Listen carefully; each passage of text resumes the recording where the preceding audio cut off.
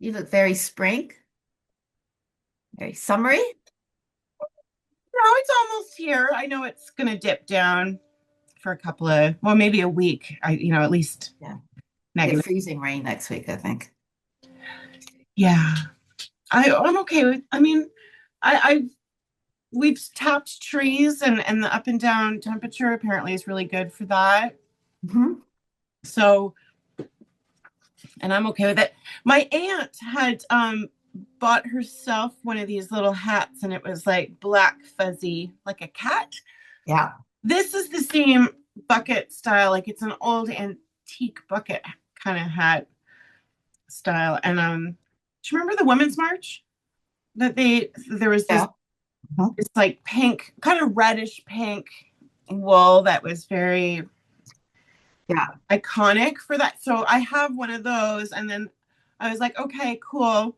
My aunt goes, "Do you want like a cat one?" And I said, "No, just the bucket style." And so she sent it came from Hong Kong in like a week, which is amazing. Hi, Stacy. Hello. We can't get our stuff from across the province in a month. Oh, I think this might have something to do with our deal with China and things happening faster. I don't know. It's not all bad stuff. Not that I was in any rush to get a hat.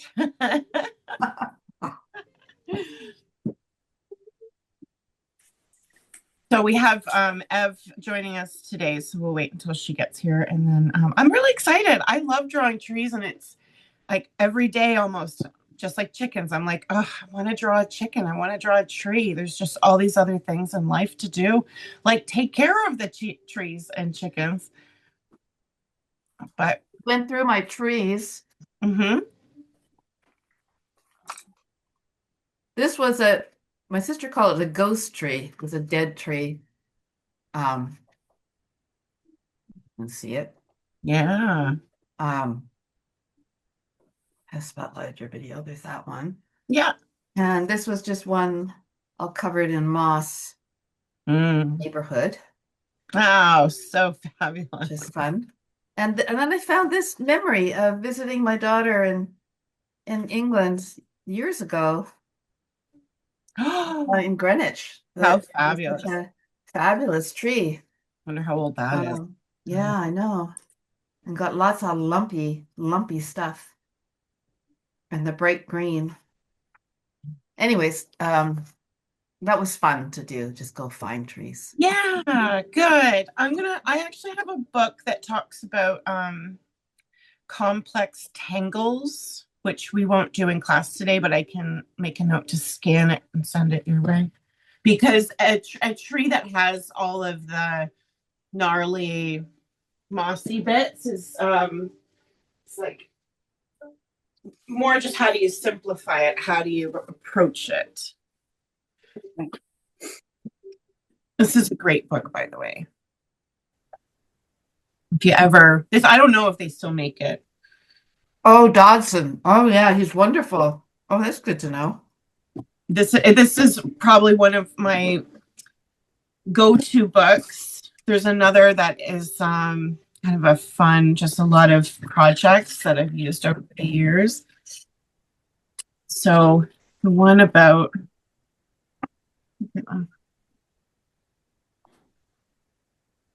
how to have fun with distortions. Okay, where's the complex? Love that.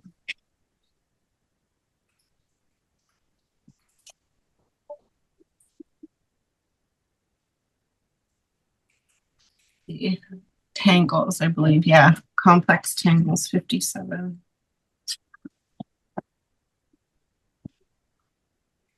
An old apple tree offers excellent practice in observational drawing because you need to keep finding your place when you look from your paper to the subject.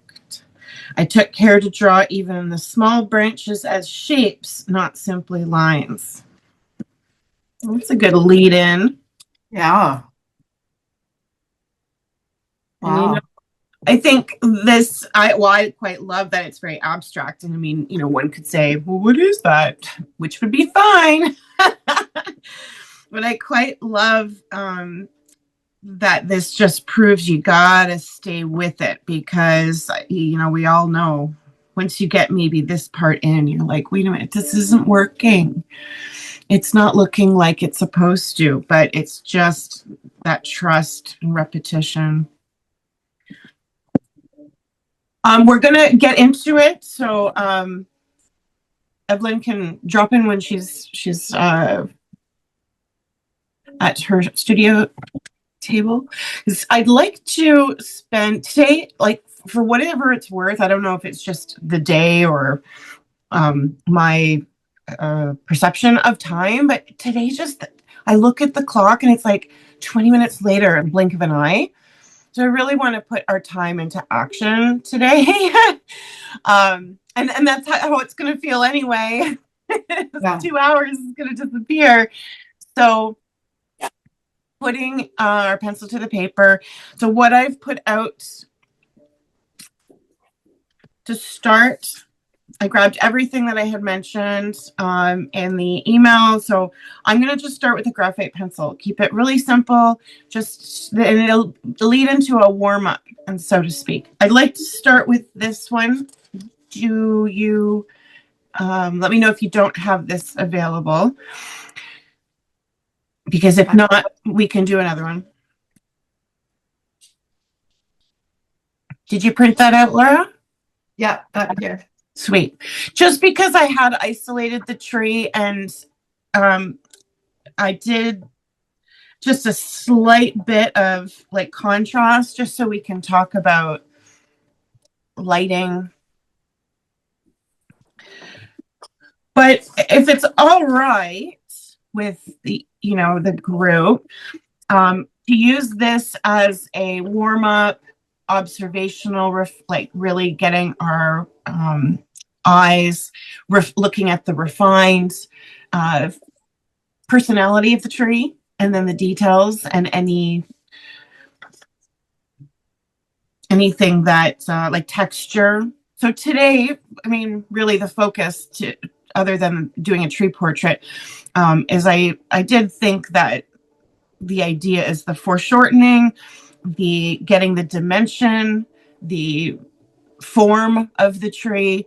So depending on, do we get into talking about texture and details? It has to happen, but to maybe not spend too much time on this fella. Remember this, maybe I never mentioned it. I did not take this photo. I found this photo on one of those sites, for free photos for artists. And what I did like about it is that it had kind of like a unique shape. I didn't like that we can't really see the roots going into the ground, but it was just enough for my idea of getting a sense of things. And then to spend, half the class or the latter half of the class looking at a different tree, whether that be one you chose or you could keep on with that one. But this mother maple that I had sent, I just think it's really fantastic, the shape of it. And it can even be incorporated maybe into this one, which I also think design-wise, this is fairly interesting. Just doesn't show the bottom. So I did bring out ink. I did bring out carbon. And I do have, which I'll probably just, even for the sake of just demonstrating, I do have a matte graphite pencil, which to me feels like a colored pencil crayon, but it is not. It is graphite. But yeah, it does kind of just help with value a little bit. So I'll keep the ink off to the side. I always have a smudging brush. What is the brand of the one? Faber-Castell. Does it say what's it called? It's Faber-Castell brand, and it's called Pitt Graphite Matte. Pitt is the line of their artist grade. Right. They have a green line, which is, professional, and then they have a red line, which is for kids. And this is the green line. And they have markers that are under the pit line as well. So what it is, if I take here, this is my chunky graphite. So this would probably be like a 6B, which is very, very, very soft. Mm-hmm. And I'll burnish it so that you can see that sheen. Yeah. And then here is the matte, the pit matte, which is 8B. There's actually a 12B. There's a really good start.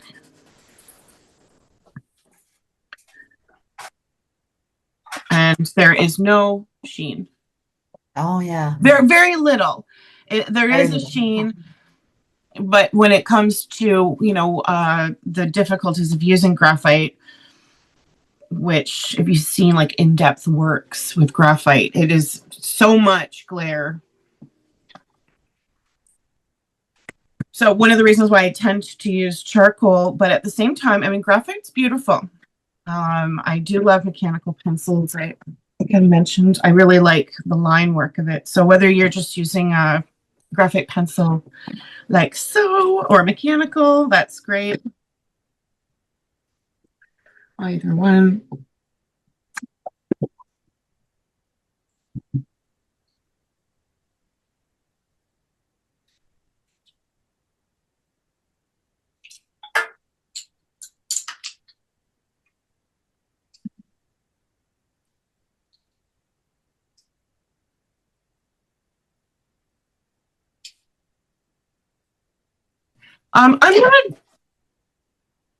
I'm not gonna tape out anything. I'm just gonna get into just like a very simple warming up type of sketch. And let's talk about the quality of line that we have to work with, how it matters,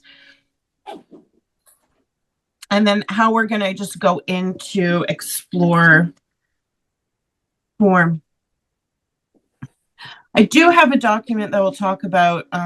It's not really a document anymore. I mean, it used to be. Oh my God, it was one of my first classes that I ever taught, dramatic shading, where I was talking about a lot about value and chiaroscuro. So we'll get there, but just to discuss how we are making an illusion, which, from a two-dimensional photograph to two-dimensional paper is actually a lot easier than when you are sitting in front of a tree. So what can we do? Just let's help ourselves with the famous crosshairs.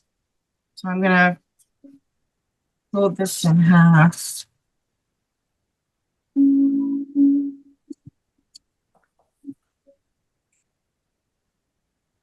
And half again, just like a little origami.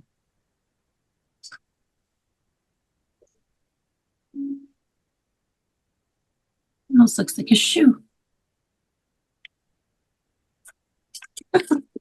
Tree shoe. I'm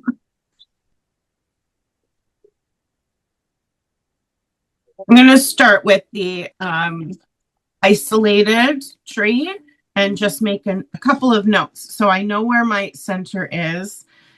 It's for what it's worth, it doesn't matter if this goes off the page.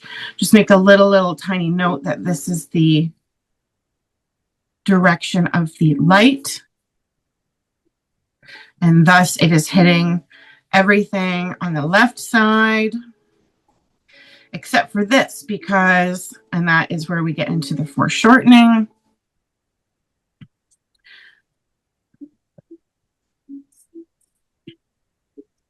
Okay, so I'm going to just demonstrate. So if you want to just like take a minute.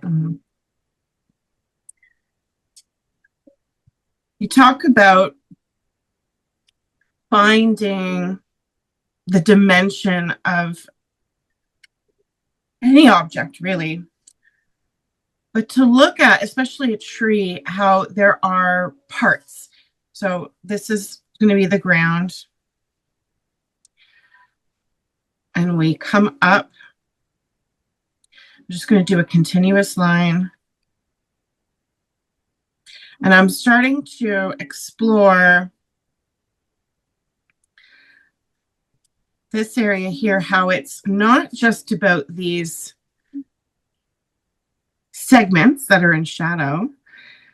If I was to run my finger over top, that I'm getting this sense of it's curved. Is this close enough?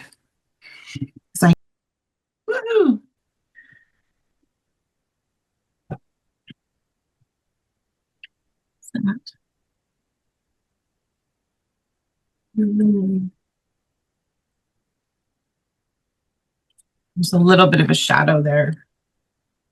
But is it okay, Laura? Yep, yep, it's great.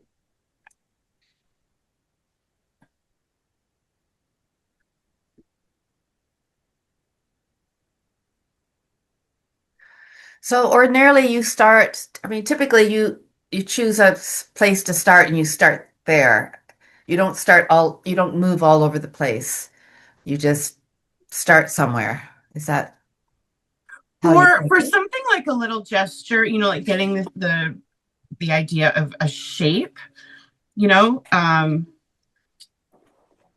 you can, oh, right there.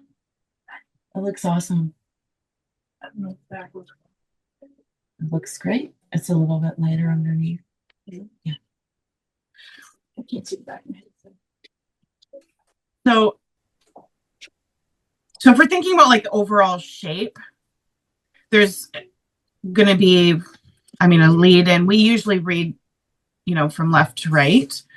And then you're kind of working all over. But for something that is going to take up a whole page, especially with a tree, I would root it first. But then we do have to have an idea of that center so that we said it's okay to go off the page, but that I want to meet the legs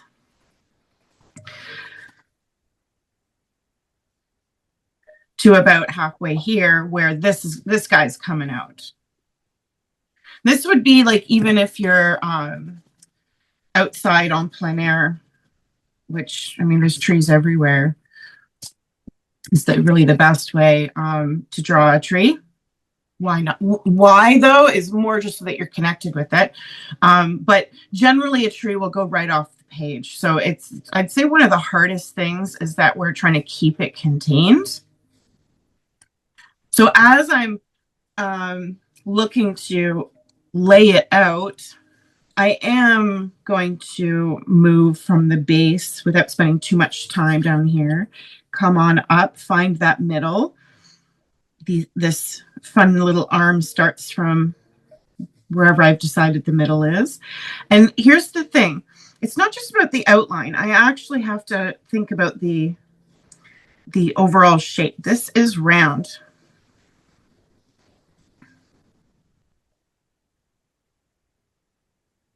So it's not just about like, okay, the edges. We have to think about if this is an arm and there's an armpit here, and then there's a knot here. This is a time to really get familiar with the tree. And then to see that these legs, where they stem from, they are very curved. They're showing like this wave in a way. I mean, I'm exaggerating it a little bit here, but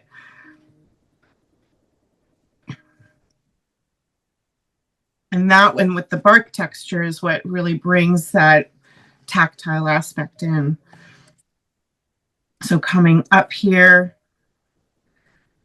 again, where's that knot? Really feel it. Looking at the bark kind of helps actually with a bit of that circular. This is called a curved contour. So instead of that out again, it's not not like you can't do an outline necessarily, but if and when you do, to really think about your line being variegated from thin to thick and fading off. So you're off the camera right now, just by the way. There. Yeah. There you're on. Yeah. You. Oh, I see. Yeah. Now this is going to, stay off. We don't have any more information. That's okay. Yeah. So looking at when you see a tree, you say to yourself, I'm drawing this tree because of certain aspects that are interesting. Because you're not going to like waste your time drawing boring trees, right? I mean, is there a boring tree out there? I don't know. Is it like people? There are boring people. So maybe. So you got to decide, like in this tree, what is interesting to you. And then that's what ends up being like the face. And I don't mean we're going to make a face, like in birch trees and like pull out little creepy tree spirit faces. But, to think about what is interesting about the tree will really help you get to that personality and what to focus on. I like the center knot here. So just putting in a little bit of the angle that I see. And these direction of the lines from the wood itself. So it's like I'm using all the information that I can get.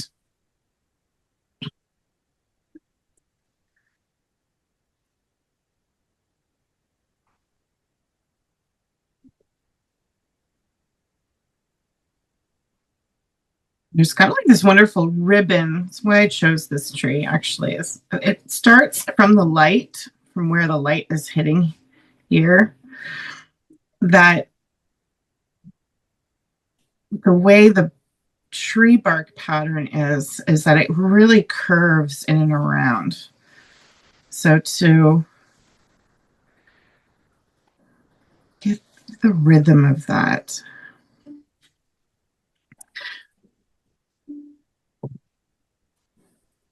So this is, get into this in your sketchbook. As you're using your pencil, really think about lines that these are very curve, organic, and variegated. So gentle pressure to get something thick and then to thin. And actually a continuous line where you are putting pressure in the darks or where you have a nice hard edge and then you are lifting and barely tickling the paper when you are in the sunlight or you're in an area of kind of less texture.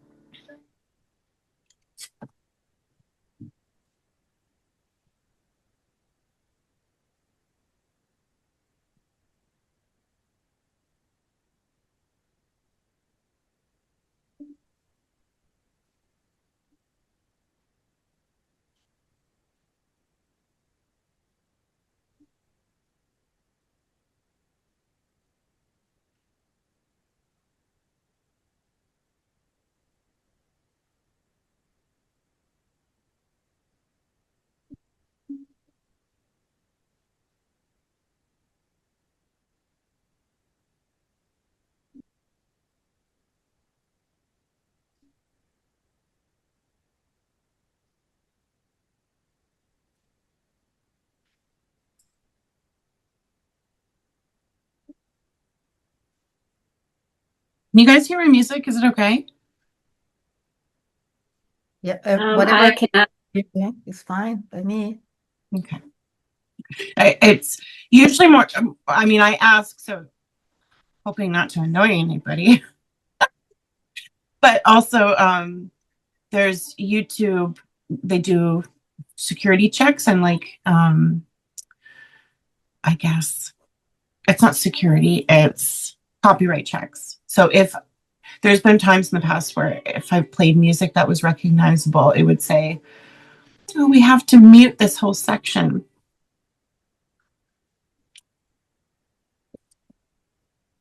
which we don't want.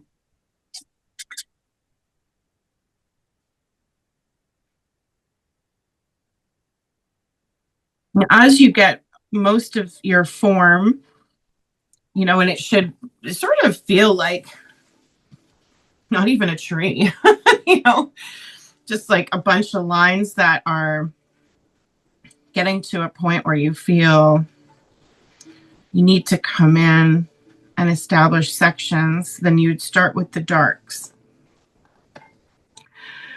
And there's not much of a different mark to make. You're following any information from the tree you can get. So if the bark is going in that direction, from a dark area up and over, or swooping, then that's what you do.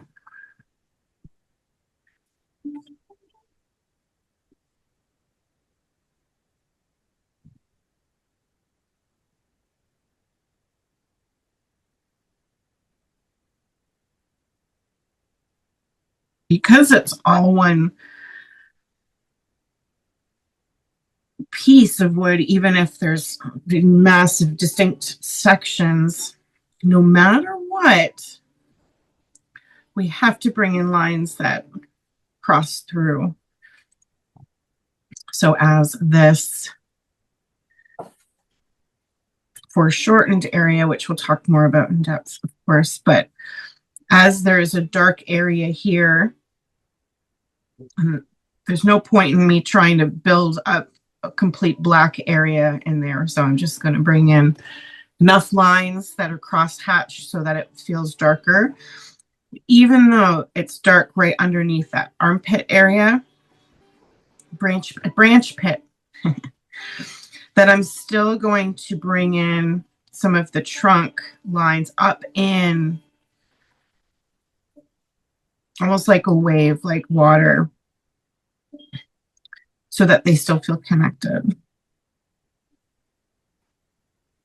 This is almost like doing hair. I seriously feel that, the approach is the same. It's like animal hair.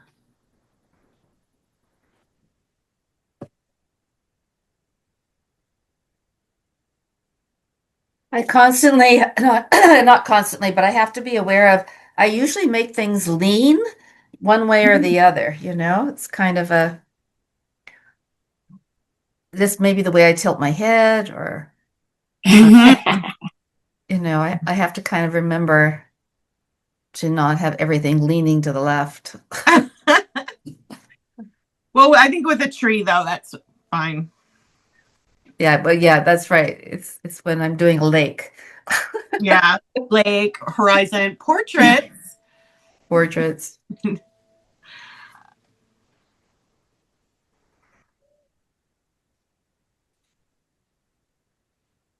And to be thinking about a little bit about the negative space here is, Where's your negative space, though?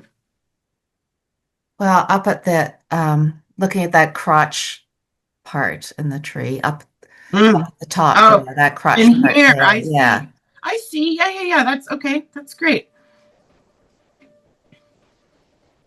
This is, and we're not trying to with a tree, it's not about copying exactly, but if you like things like how that dip is, Yeah, then it is a matter of getting a little bit more refined. You are allowed to have your eraser out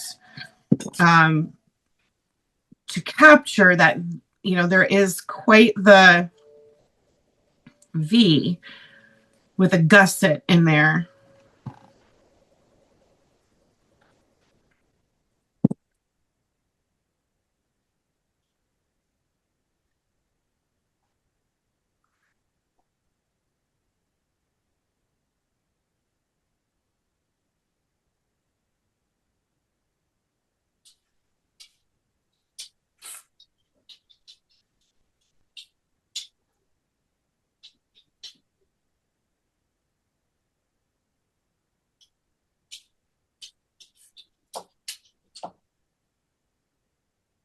Oh, wherever there's areas in the light, less lines, less is more. So you can put in some hatches where there's midtones.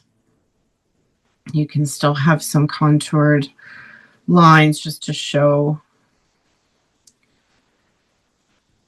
like, a contoured line. Right. So if I have like a cylinder here,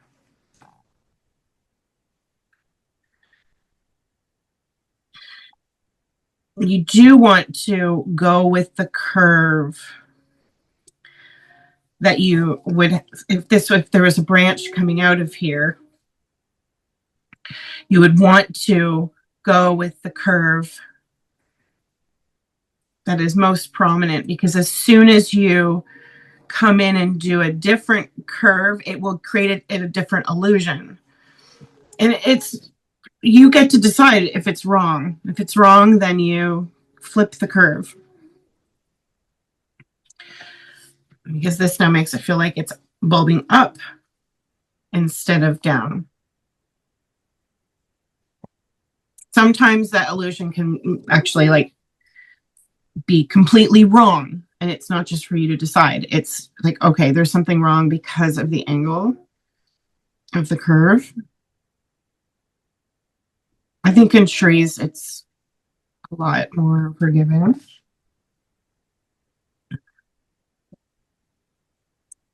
But yeah, in this one here, I would say doing an over curve.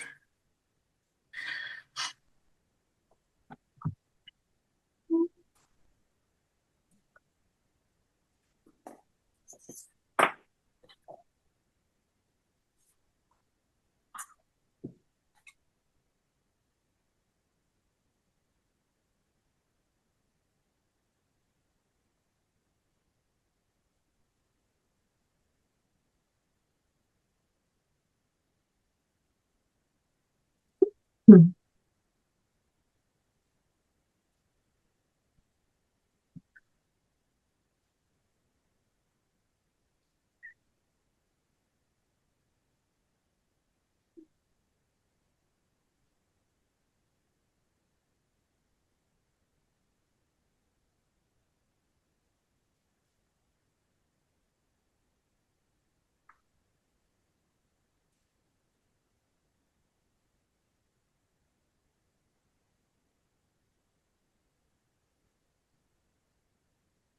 So one set of curves to show form, and then another set of curves that will create a crosshatch. So these lines kind of show sort of where it's growing up to and moving. It's not quite the outer contour. It's more following the pattern of the bark. And then coming in and saying, well, it's round, so I'll do in the darks some more curved crossing it. And thus you'll start to create depth, and you just don't even need that many cross hatches. Moving them around is good at this point. My hand is cramping already. I don't know. Yeah, that was mine. I will say that it is very good to do that handshake, just like flop your fingers. Right. Yeah.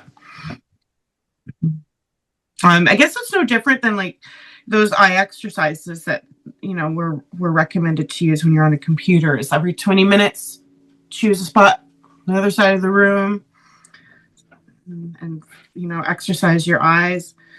I think it's the same with our hands. To don't wait until it's too painful.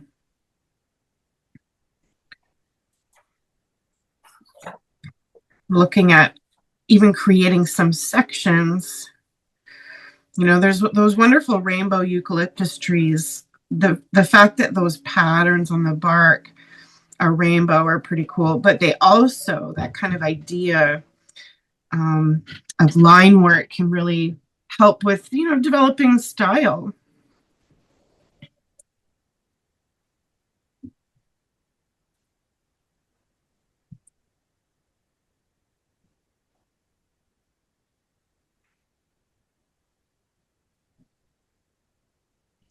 did not, oh, it just hit me now that I did not put together artist works of trees. There's just so many. I'm so sorry. Even my own. I've drawn so many trees. To have to look back on an archive of trees would be, I'd get lost down memory lane.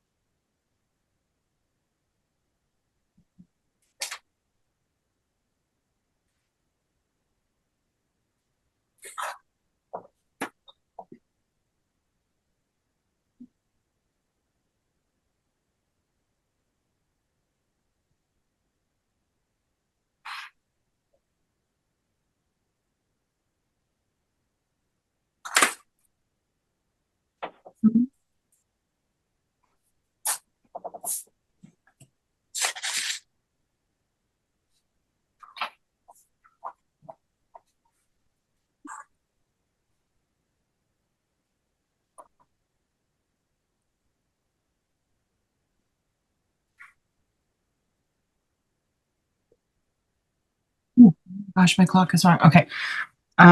See, time is just slipping. So at a certain point, you're getting into details, okay? And then we got to consider some other things.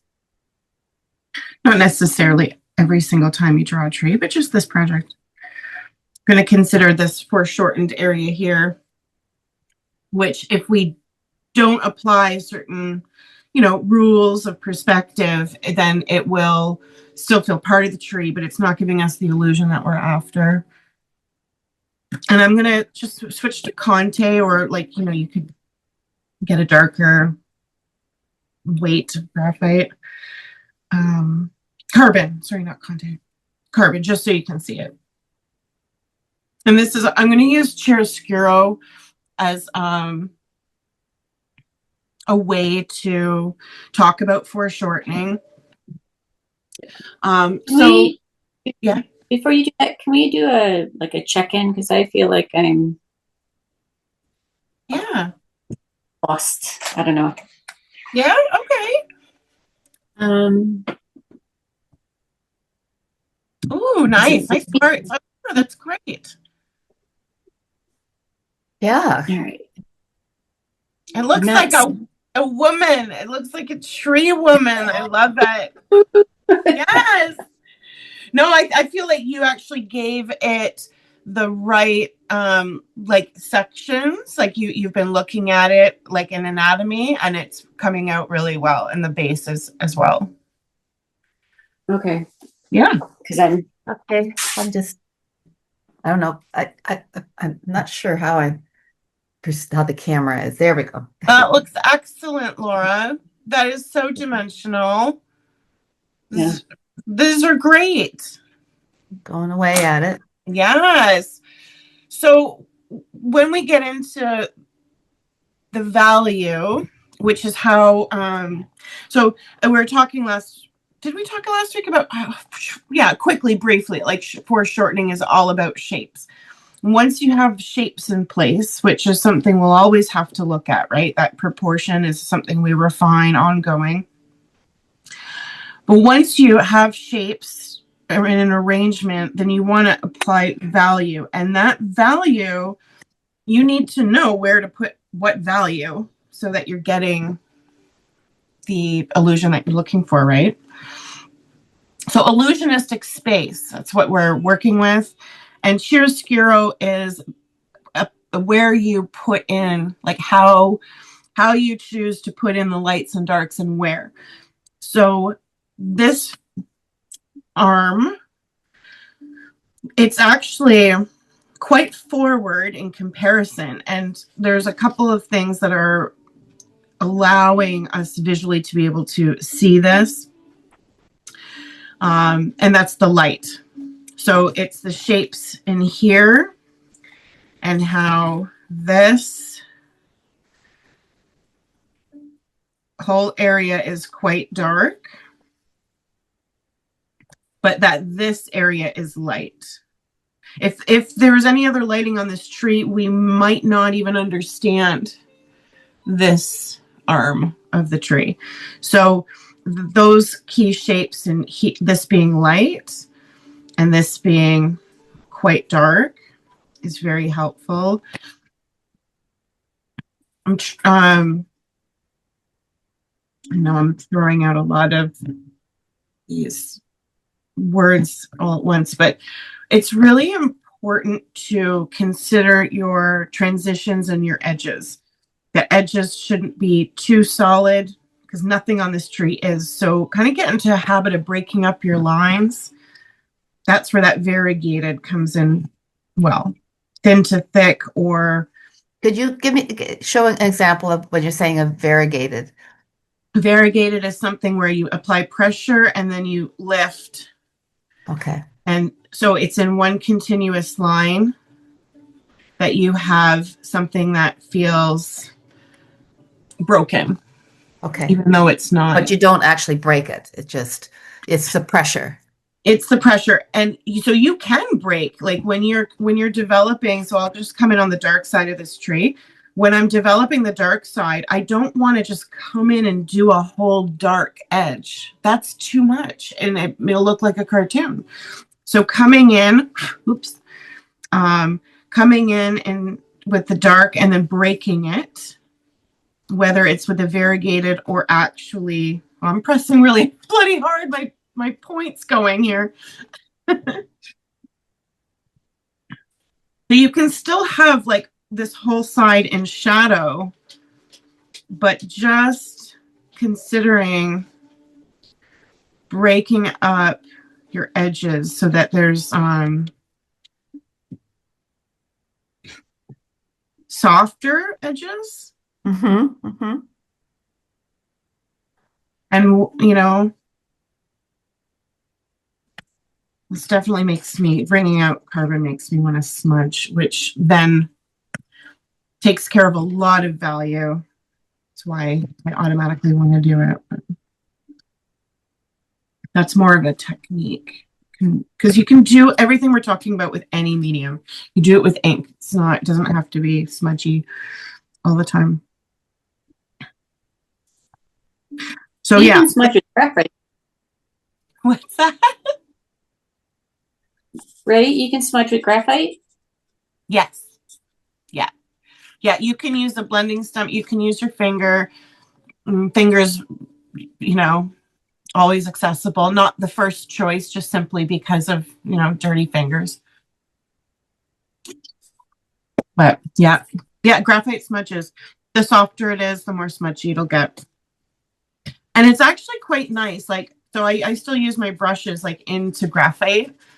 And I have to say, sometimes it's nicer because it's gentle in comparison to charcoal or darks. Like, this is the difference between your value scale. Whether it's extreme, like just to do a little quick visual here, like the mechanical pencil is either going to be my dark, or the matte graphite will be my dark, or the carbon will be my dark. And like, this is how you choose medium. Medium. How dark do you want to go? Right? Some people like charcoal because they like it really dark.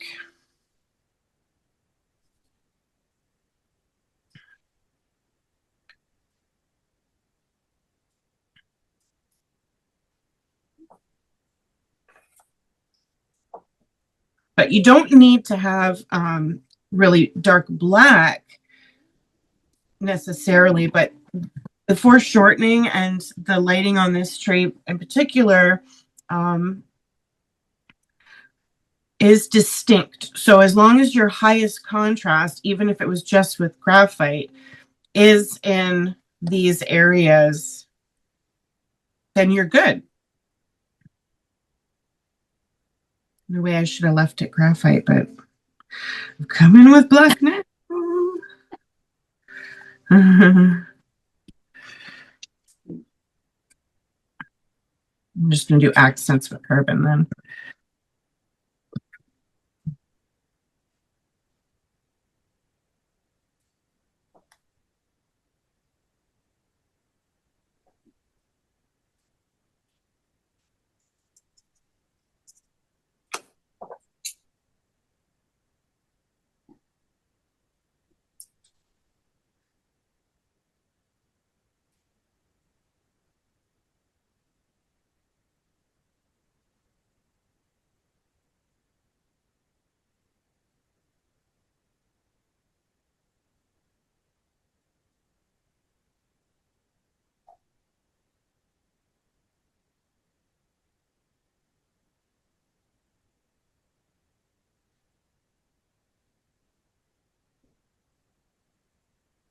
Oh, I just had a great idea for next week. So I don't think I'm going to get into ink today. I feel like it's too much. But what we've been using between graphite and carbon feels right. But I think for self-portraits, if we do ink and watercolor, more expressive ones, that'd be really fun. For self-portrait? Do the ink? Yeah. And it might not even be self-portrait, Stacey. We'll just talk about portrait proportions in general. And I have, you've more than likely seen some artists who are really good at it. But just literally doing the proportions with like a water soluble ink pen, something you can come in with water and let bleed here and there and do little whimsical portraits. Sounds great. We don't have to look like anybody. Yeah. You can if it looks like you, then you can say it was a self-portrait. And if it doesn't look like you in the end, just say it was, Annie down the street or something. Somebody on the street, yeah.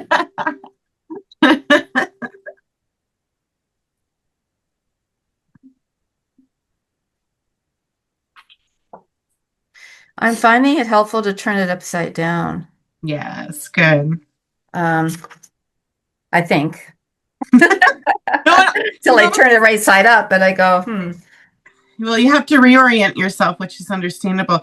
It's always good no matter what. Like, this tree to me is so abstract and, there's really not, like, there's no top or anything just, terribly distinguished about it. But I think anytime that instinct to either walk away, look at it in a different perspective, work on it upside down, is your brain saying, hey, let me just see this from a different angle. Which is great.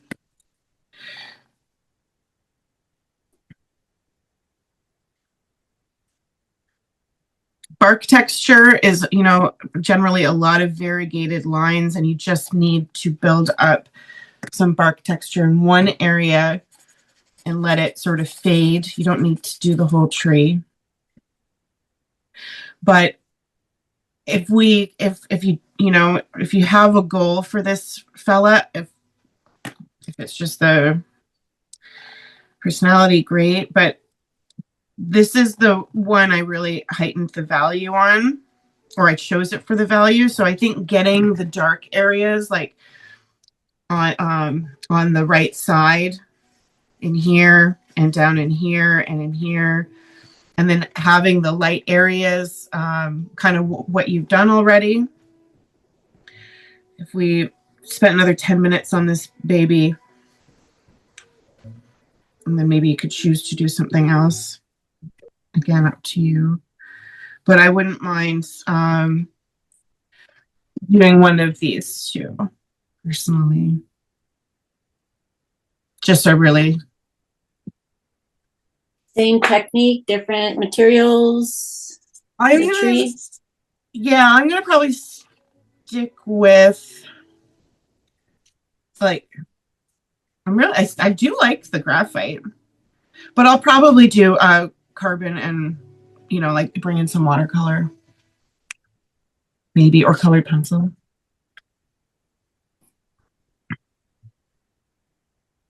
Graphite and colored pencil work really nicely together. The burnishing doesn't serve much of a problem, doesn't pose much of a problem.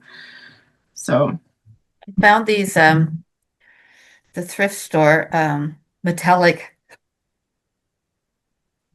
colored pencils. oh yeah. Little Whenever I see something in a little group like that, I know somebody's put them there because they're nice, you know. Wait, where did you go? We've got in Coburg, we've got a ton of thrift stores um, where people just dump everything.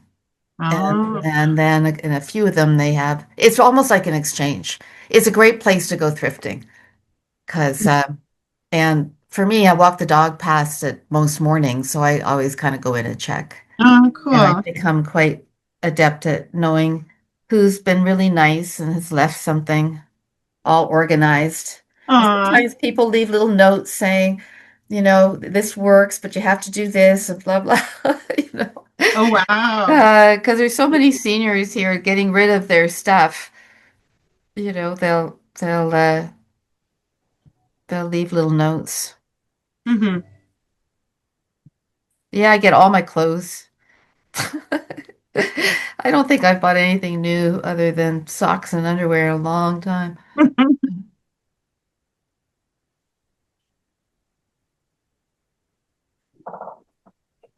So the hospital has it, and they make a lot of money. The hospital makes a lot of money from it, and there's a um, New Horizons for women in South America, and they do mostly for women who are pregnant or new mothers, or get them the resources that they need. So their thrift shop is really great, and then the Humane Society has one, and you know, on and on. The Humane Society has a thrift shop? Yeah, Hmm. and yeah, there's Humane Society, and then there's another one that's kind of a Christian one, but they build wells, and I guess the people that they build the wells for have to listen to some stuff. I don't know, but yeah, there's a whole bunch of different. I like how you, yeah, yeah, yeah. I get what you're saying there. Um, That's funny.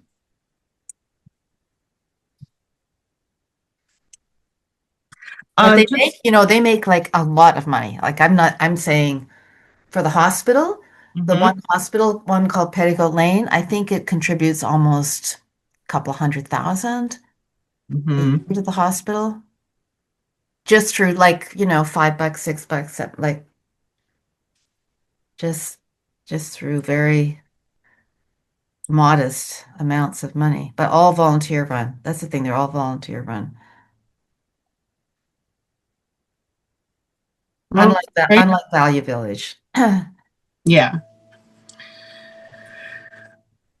You'll get to a certain stage where you're, maybe building up a pattern. So let's just make a note of that, that as like here in my demo, as I've built up some pattern in the center, what used to be light enough on the left side is not light enough anymore.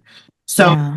value is relative. And in this light area here, I actually don't even think you need an edge. So this is sort of a good example of removing a line that you might have needed at one point, but now you can actually take it out, and there's leaving just enough there that the viewer can see that the tree doesn't completely disappear, but that's where a lot of light hits, and then that really helps with the value, evening it out. So remember, value is relative. You always have to adjust. You can't just say, oh well, I did do the value there. Like, I got to tell you, and there's a lot of times in a critique where it's like, hey, the value is not right at the moment. And it's like, well, I did it before.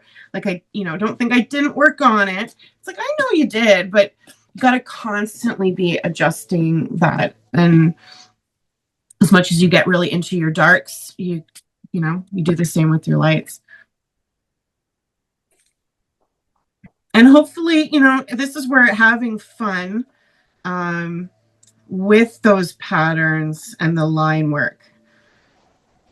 So you can, make bark patterns in the way that you see them. Might even end up looking like feathers or something, and that would be pretty cool.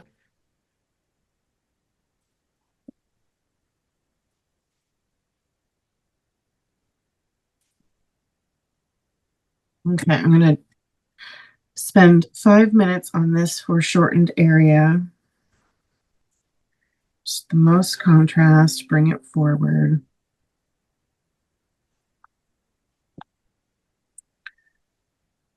Laura, my aunt has a gift of thrift.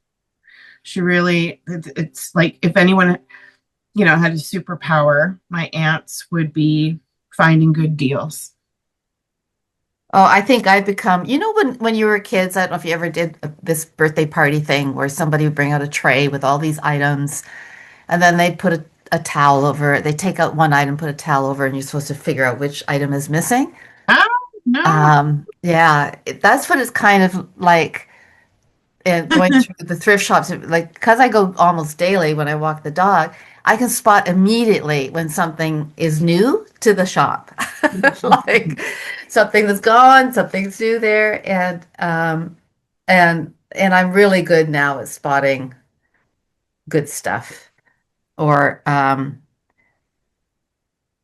you know, my daughter just says, "So I'm looking for this if you happen to see," and I know the prices. So things that are important to me, but I'm not going to spend the money because I don't have it on some good binoculars or something. I'll pick up a really good binoculars for $15 or um and yeah. So it becomes a little bit, you know, The upset. game. Yeah. So I'm just gonna let my dog in here. Sure.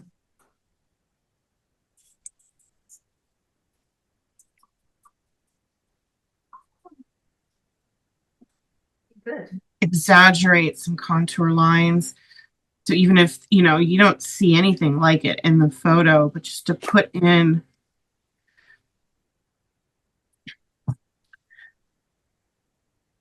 lines that identify sections or exaggerate and separate.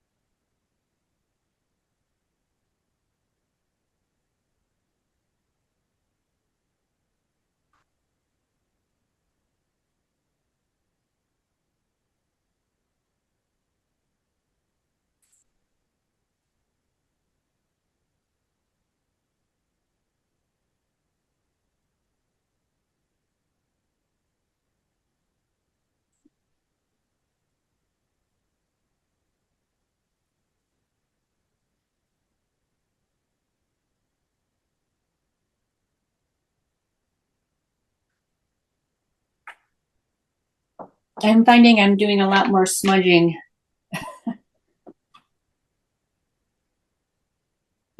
With results that are, you know, good for you. As long as like when Uh, you're smudging that you're happy with what you're getting, right? right. I'll show you what I have thus far.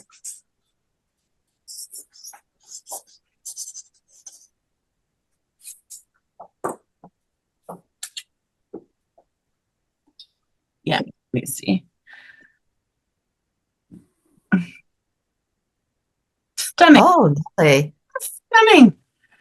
And you have to finish it now. It's amazing. Yeah. Well, the smudging is working, and yet I'm happy to still see the line work and where it's not just like, I mean, nothing wrong with total smudge and blend, but just since we've been talking about contour lines, I'm happy to still see them.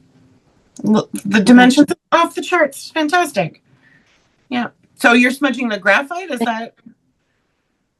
Yeah, I have a 9B, but I also have a Mars Lumograph Black. Yeah, the 2B. EF. That I don't think that smudges as much as even the regular HB, but No, it's actually it's in the same spirit as this graphite matte pit, the black one. okay. Yeah. Now, I don't know about the Statler Lumograph Black, but I've always like way back. They've been making this. It's like part of the line of graphite weights, and it was called EE or EF. So it must Okay. be the same kind of family. I mean, I have one. I'll show you. See if it's the same. Right. Right. Yes. Stretch. Stretch. Yes. Can I get into this jar, please? Can I please?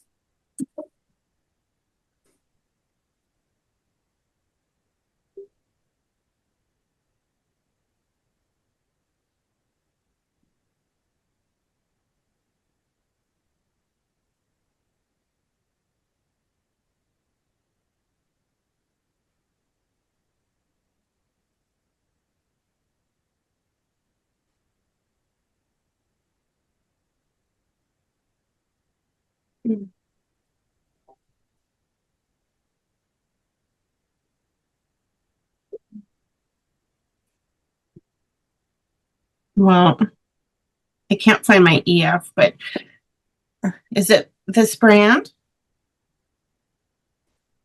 Yes. Yep, that's it. Except for mine's a 2B. I don't know why mine is black. Yeah, interesting. Does it say black on the side? It does. It says Mars Lumograph Black. Oh, okay. This is an 8B that's very similar to that pit. It's actually much darker, which is nice. So Statler's been playing around with stuff like that for a really long time.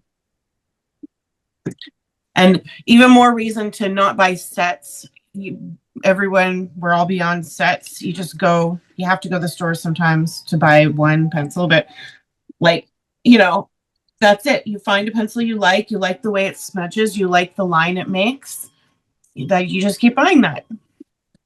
You don't. I like the black wing. Oh, okay, cool. There's a store in Port Hope where you can buy them individually, so you don't have to buy the set, which is really Yeah. nice.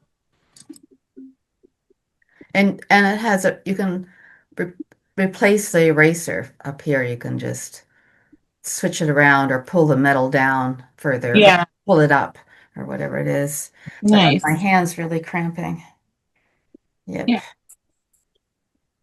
Okay. Well, I think I'm going to tape off a piece of paper to talk about this next one. Okay. So there's mine so far.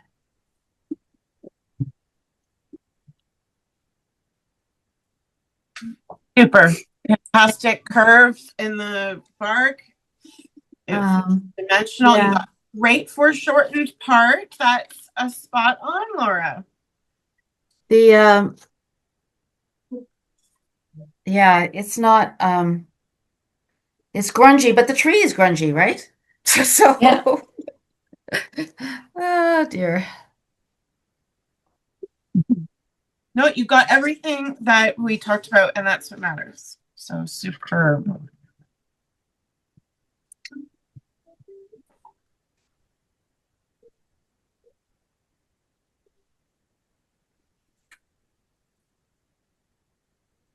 I'd say the foreshortening is the hardest.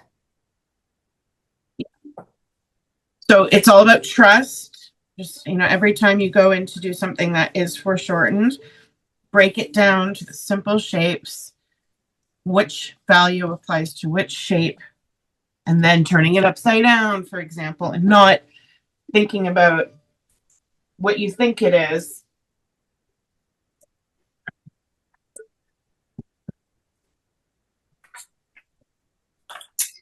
Now that you mentioned about the black wing, I got mine out and realized, yeah, this is the pencil. You like it? Yeah.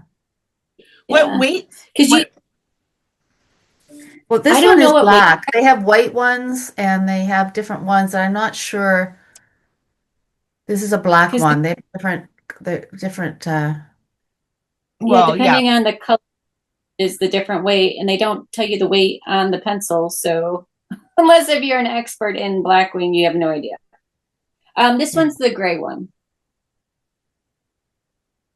And I've got 602. I've got kind of a white one as well that I got down to a little stub. Well, then listen, you don't need to be an expert in Blackwing. It is a brand specific. It's like moleskin. Okay, that's why people like them. They're Yeah. decent for writing. They're sustainable because you can replace. It's an ergonomical shape. But all you need to do, truly, is do a little test if you have two. Like, so, Stacey, if you only have one, you have one. But you can test next to other pencils and press really hard and get a sense of how soft it is. So you need to compare, even if it's not with another Blackwing. Right. Because a 2B will be very different than a 6B. Or you could use Google. Sure, there is a legend. So I am just going to tape off.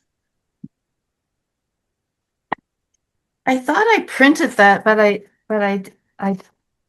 guess I didn't. Or maybe it's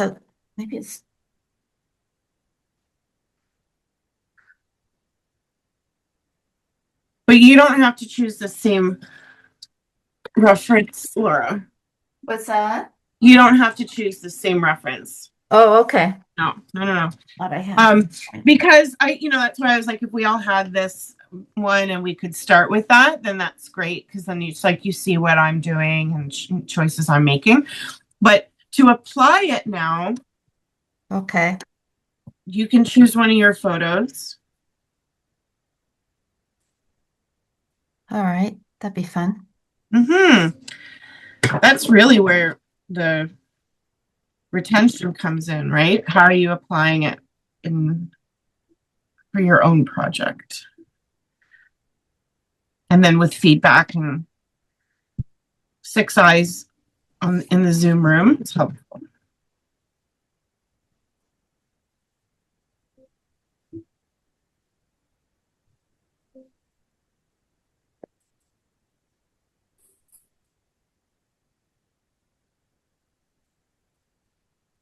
It does feel nice to have. I just got new masking tape yesterday, just regular general painting stuff. Oh my God, frog tape is so expensive. I don't think so.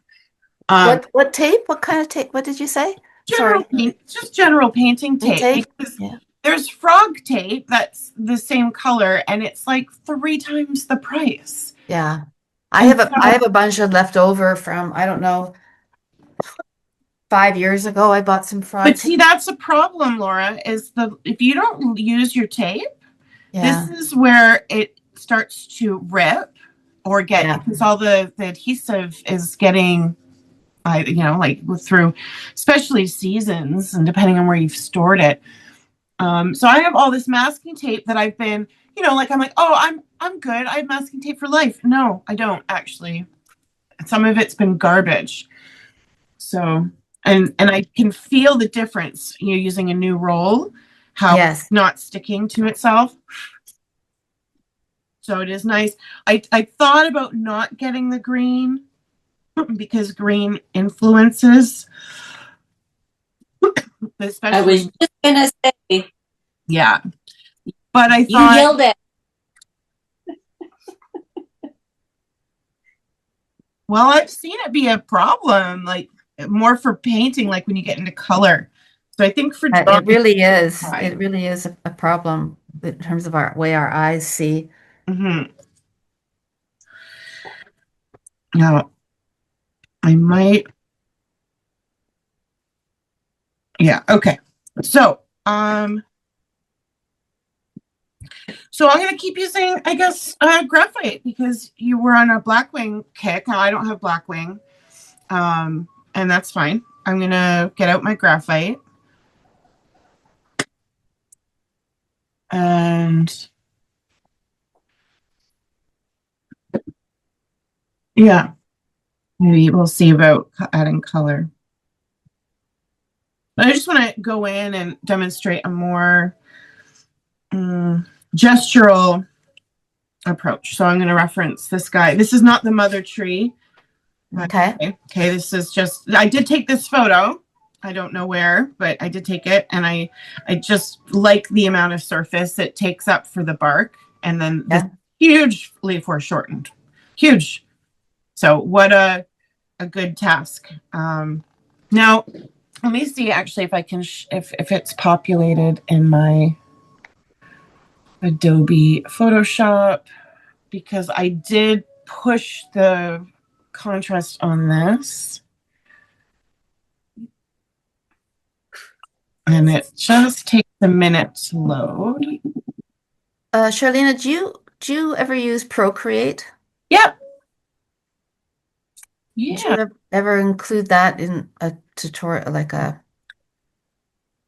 I wouldn't teach it because I'm not skilled enough to teach for sure. I do use it. Mm-hmm. This isn't Procreate. This is Photoshop. I'm really good with Photoshop, not drawing, but I can easily do effects and stuff. But yeah, there are some. There's lots of free stuff out there on Procreate, Okay. like in YouTube. So this is the tree that I'm referencing, and I just pulled it into Photoshop before our class to really exaggerate the contrast so that we can see how foreshorten really works here. In the body, coming from the bottom right into the upper center middle, is a lot lighter, which is helping us feel like that's closer to us. And Can this, you use your mouse, Sharlena, to show exactly when you're talking what you're talking about? Do you have a I little, I do you have a don't little arrow on your mouse that? know. I No, do not. okay. But Okay, this that's all right. this here I can, does that help? Like this area. Yeah, that helps.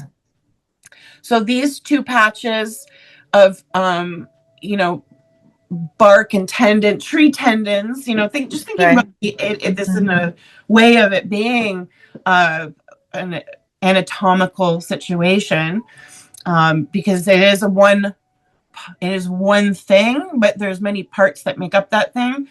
So these shapes that are from the bottom right corner up to the center middle, where this bright chunk is, that's what's allowing the foreshortening to be visible. Otherwise, if this was just completely black and white, it would look like a monster tree. We wouldn't even really understand it. So it's Mm-hmm. truly all about light and shape. So these dark areas back here help us to understand that they are further around, curving around the back. The backlit behind these guys here and how dark that is really helping us understand that it's farther away. Less detail, less contrast. And then this section here is also helping show that is then the layering as well. It's your shapes coming in over top of overlapping, which is so important. So of course we don't have to do all the branches, but we need to do some branches that are overlapping just to get that illusion across. So I'm going to come back to Spotlight here and give you a quick demo of how to actually block it in quickly so that you feel efficient and you stay involved. Because if something takes a really long time, unless you're doing it for that reason to allow yourself to like let go of time, you want something to be established soon. So let's look at our negative space in here. And I'm going to use my big chunky. So I've got this whole base up to the center. This is a variegated line, continuous line.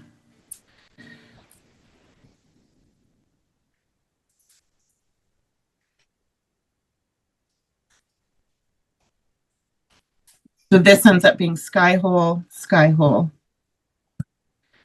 Okay, so if I was to just do really quick, looking for, okay, I'll just use this. Just do a little quick smudge.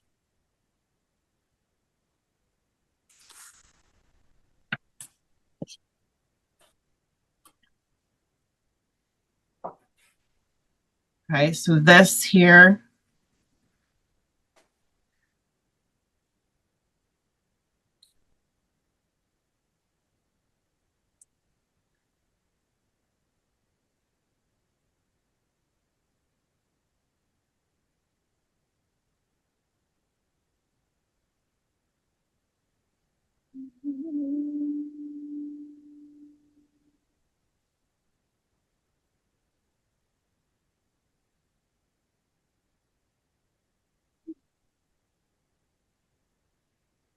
Aha, yeah. So this is sort of, that was kind of like a contour situation, but also saying like, I'm, going to go within the contour within as well.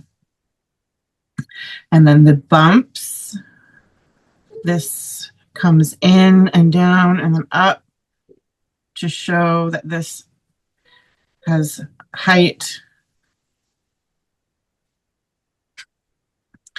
And then we got this wonderful, gnarly, fabulous thing, which might as well just go dark. But then I'll still come in with the contour. Where are you now? What's that part you're doing right now? Oh, I see. You did the top part. Okay, I gotcha. And then I'm connecting the dark. So you have to consider your transitions. So if you make an area dark, but then you have hatches over here, then you have to do another pass to create a good gradient transition between those. That's what I'm not doing. That's where to me, I'm seeing the most issues on what I just did because the transition from the dark. Yeah. Oh, that's interesting. Okay. So if we did that again in here, so so this area here, I'll go in and I'll say, like, you're allowed to be efficient and say, like, I'm just going to do this whole dark area here. Right. But then I need to create tapered, and you choose the kind of mark, right? I'm suggesting the contour, the curved contour, but you choose. You could do scribbles, you could do stippling, it doesn't matter. And then when you come in and do the inconsistent bark lines. You're cutting in through. That helps to also break things up.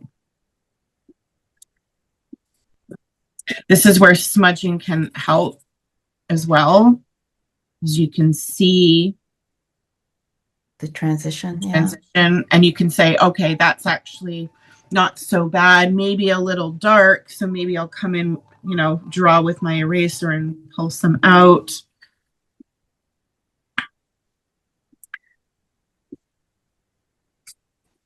This is a very, very soft graphite, so for me, I'm gonna try not to erase too much because it just takes a lot of work. This is probably like a 6B chunk. So again, this is about kind of getting the personality of the tree. So what I like about it is the kind of arms that come out. So I'm going to spend some time creating those connections out the side.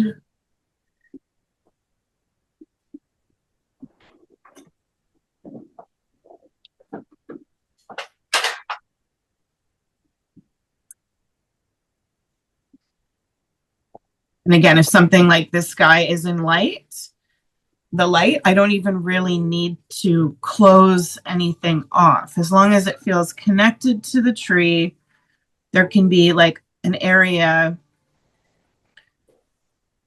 that is hardly there. The eye will kind of finish it off. So the intent there is to have it read that it's behind the tree. This is high up. It's actually attached to this. This one is behind. Okay. Okay, let's talk about in behind. So these branches here are going to have to be light because they're forward. They're also stripped of bark. And then there's things in behind. So let's start with the things in behind. So I'm looking at that they have to connect. You can't have something here that doesn't connect, and you know.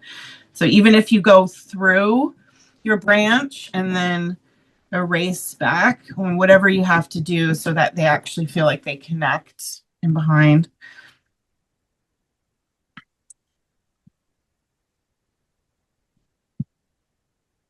And then this is dark because it is receding. And again, I'm looking at that negative space there, changing it, changing that shape. Okay, getting in the curve here. And it doesn't look like anything right now, right? You just gotta be patient. Yep, Sharlena, it doesn't look like a tree. Nope. Nope.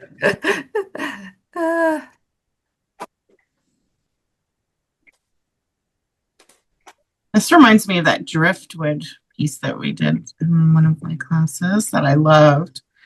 I ended up painting over it. Did you? Yeah, it was sort of like I was trying to do different layers and elements, and then it kind of failed and I lost it, so I just gessoed over it. It was just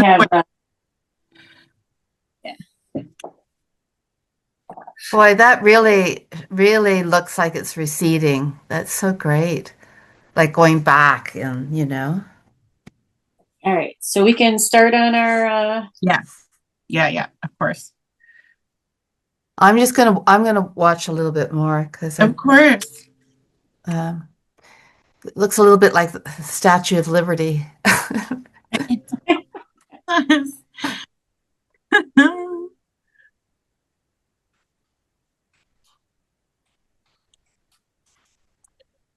So I'm focusing on little things like, the natural elements that I like the little eye there and the little break. and the little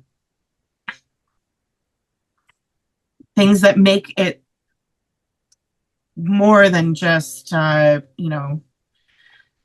bark, like the inconsistencies, the fun stuff. Mm-hmm.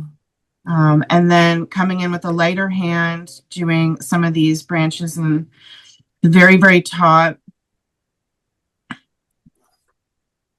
So will you often use, I have um I have a pencil kind of like that takes lead like that's thick like that.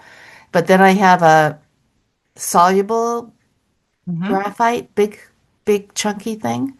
Yeah. Um that I guess you can wet or something. But do you often if you're doing plein air or something, would you take that large one and work it No, like this? no, No? no, it's too messy. Like Oh, it okay. really is too messy for me. Right.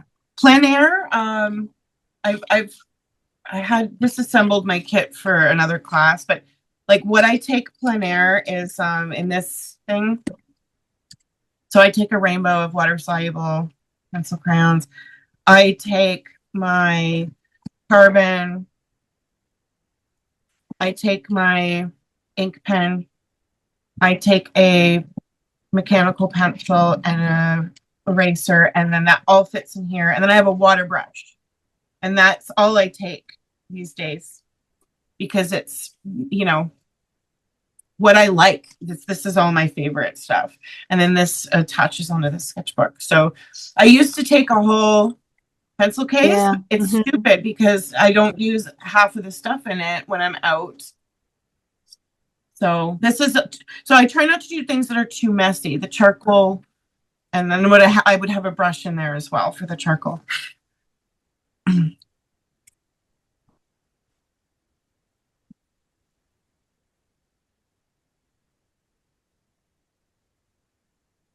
mean, I guess this isn't as messy as I'm saying it is.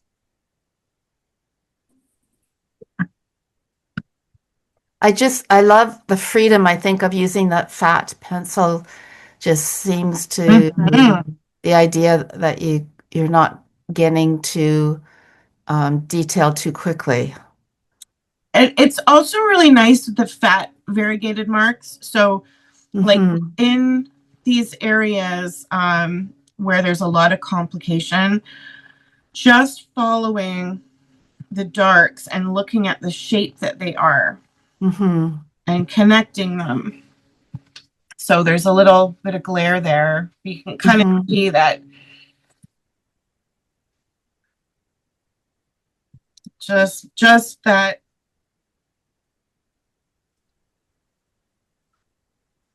kind of basic shape, but also I think exaggerating shape is important.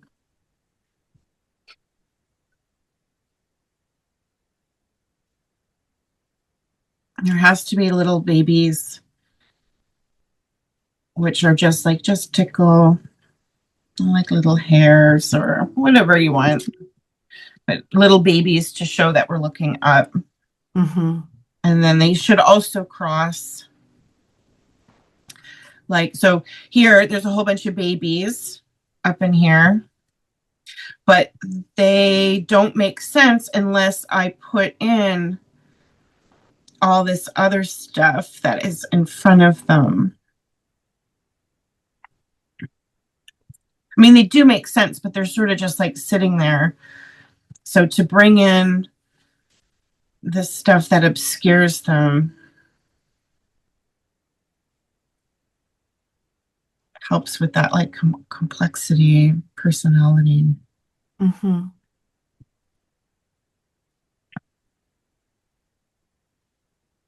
And then everything has to connect. So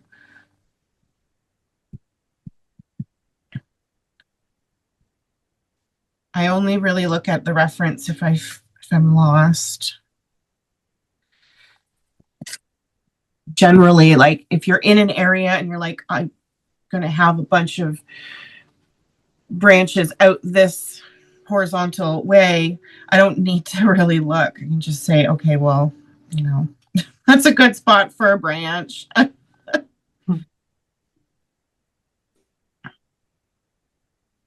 because you're constantly looking back and forth. So I think at some point, you got to either trust your memory or allow yourself to stray from that. Because it's a lot of stuff. Like if you don't have all these branches, then it certainly won't look like a tree. So it's the darkest up in here, and then up, so there. So I've done those two. I'll just come in and do kind of like, I want to create some interesting knots in there, even if the knots are not there. Oh gosh, guys.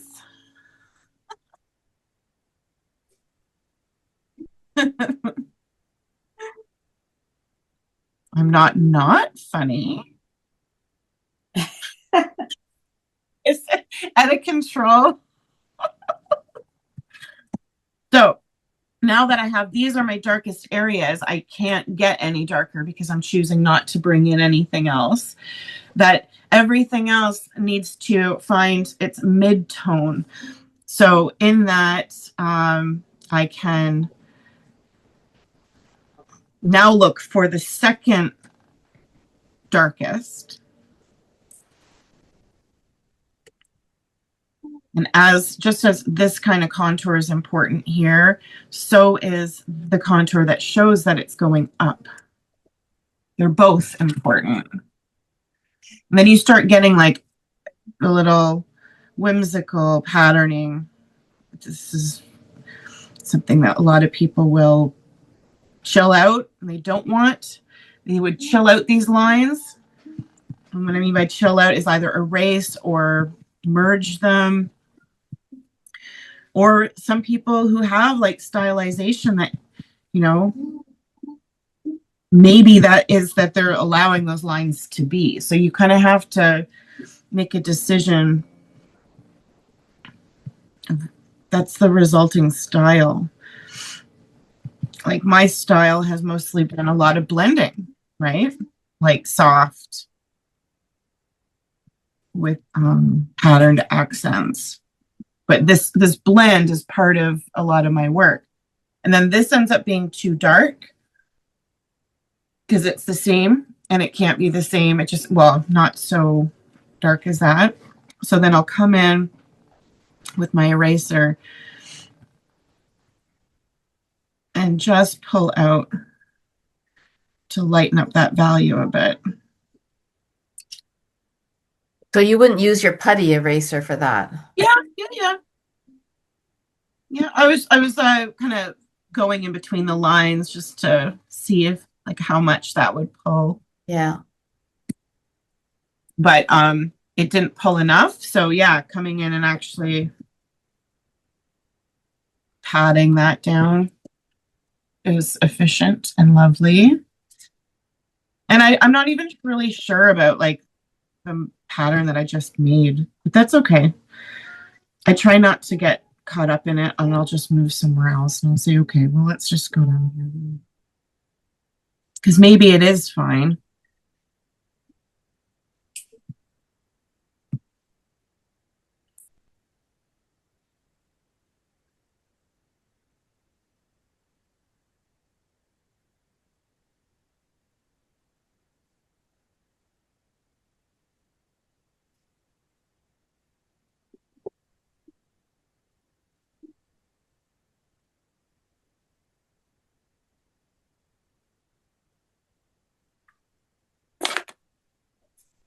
So you tend to reserve the cross hatching for like a pen and ink thing and smudging for your pencil mostly? I'm definitely doing cross hatching with this, like with no matter what tool it is, I cross hatch. But the smudging is for any soft material. So when I get into ink, and I love ink in so many different ways, but if I was to do this like on plein air, like here, I'll do the mother tree. I tend to use a brush pen, and I like the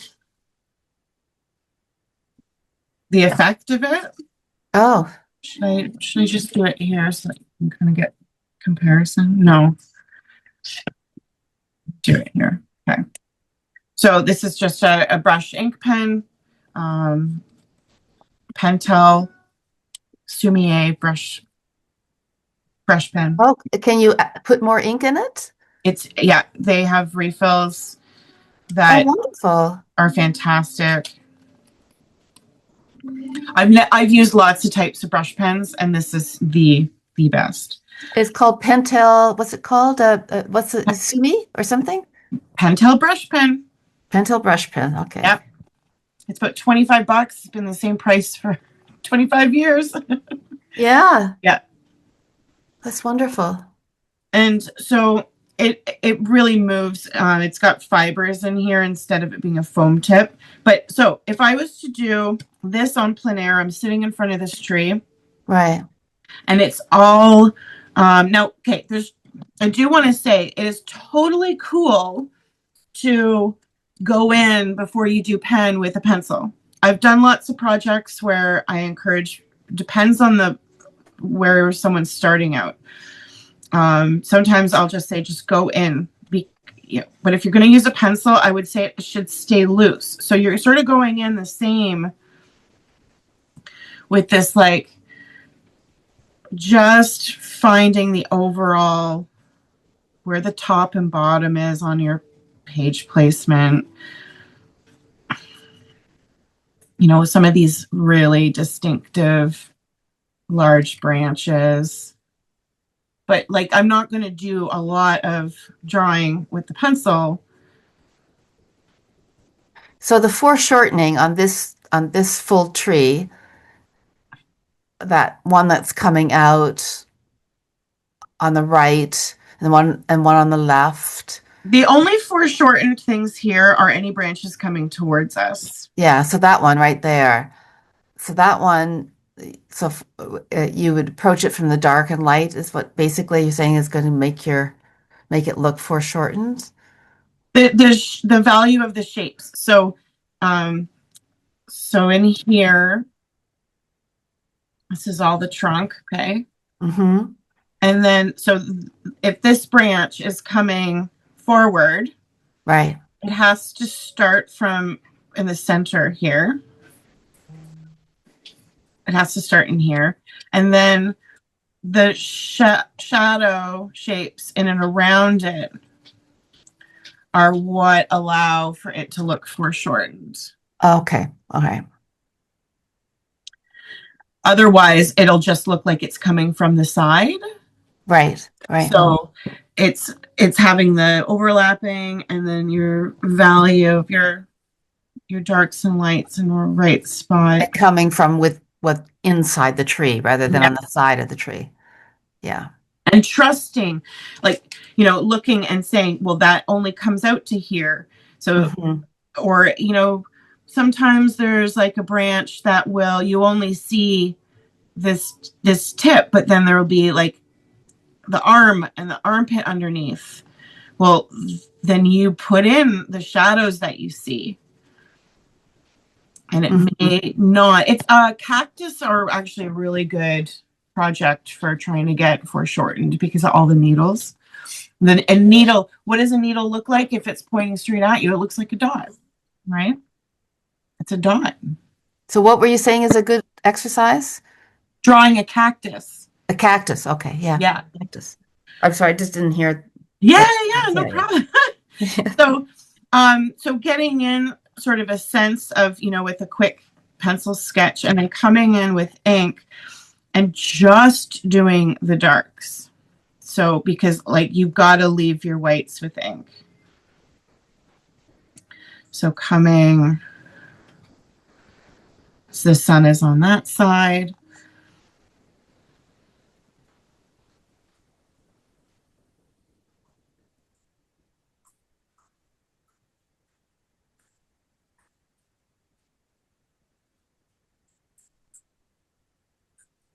And is that permanent? Like it's not washable? Like if you wanted to put color over top of it?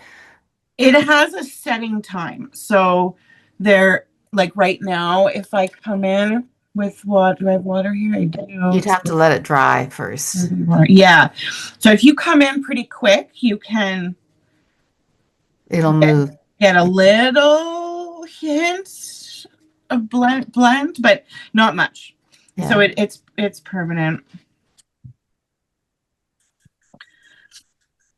And then there's the variegation of a brush pen is really efficient.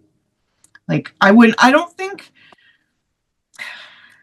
yeah, I guess so. A finer tip in the highlighted areas, that's where that would be good, because the how thin in comparison will make it feel a lot lighter.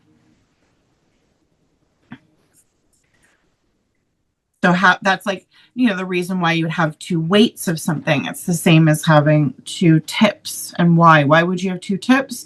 For efficiency, because to fill in a dark space like that with the finer point just takes a lot more time.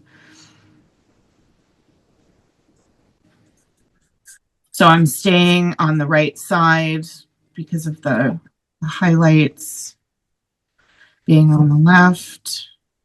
And coming in, and I'm really thinking about my tapering down with the brush pen to like a finer point, because you don't want like a really heavy, thick branch out in this area.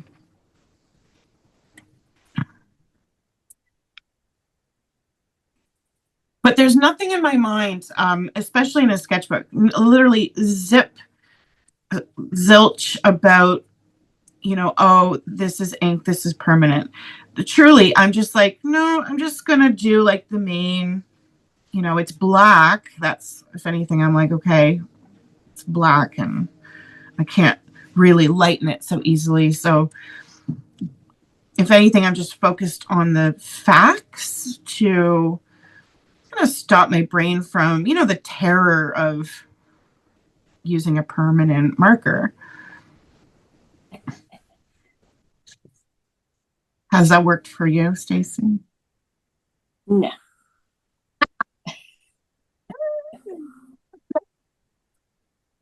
I'm working on it. Yeah.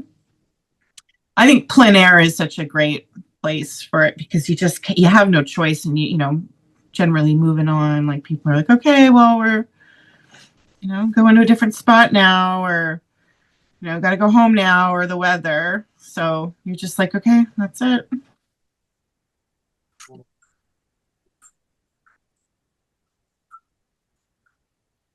I mean, I've seen some really stiff work done with ink, okay? Like you can still tell if someone really likes ink and they've embraced its permanency, but they're still control freaks.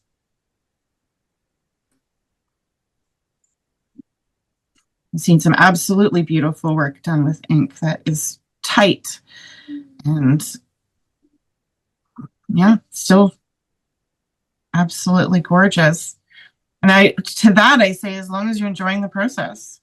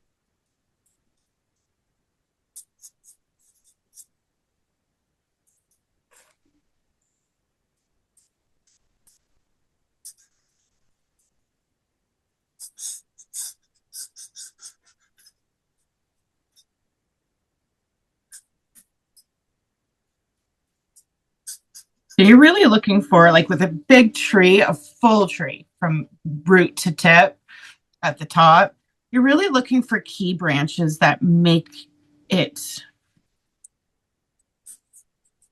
whole outer shape, or make the overlapping. You're looking for important branches because you're certainly, hopefully, not going to do them all. And if you do, then you're going to do them all. You can start wherever you like. But, if you're not going to put them all in, then you have to sort of pick and choose, like, what are the branches that are meaningful? I don't think there's any right or wrong. So that's kind of cool. It's just a matter of making the damn choice. That's what's fun about painting nature or doing nature is like, it's not like doing a face. So you say, well, that's not right. That, that nose should be there, not Yeah. not up at the top of the head. You know? Well, that's why the whimsical portraits are so wonderful, right? Like Yeah. my fairy godmother, she does whimsical portraits very well. And it's portraiture is psychosomatic. So it's like we know what a human looks like. We will judge it the most out of any subject matter portraits. But if you do a caricature or something that is more emotionally charged, then that judgment sort of fades away. Maybe not for everybody looking at it, but for the most part. Mm-hmm. What's important is that the creator is allowed to, see something else beyond.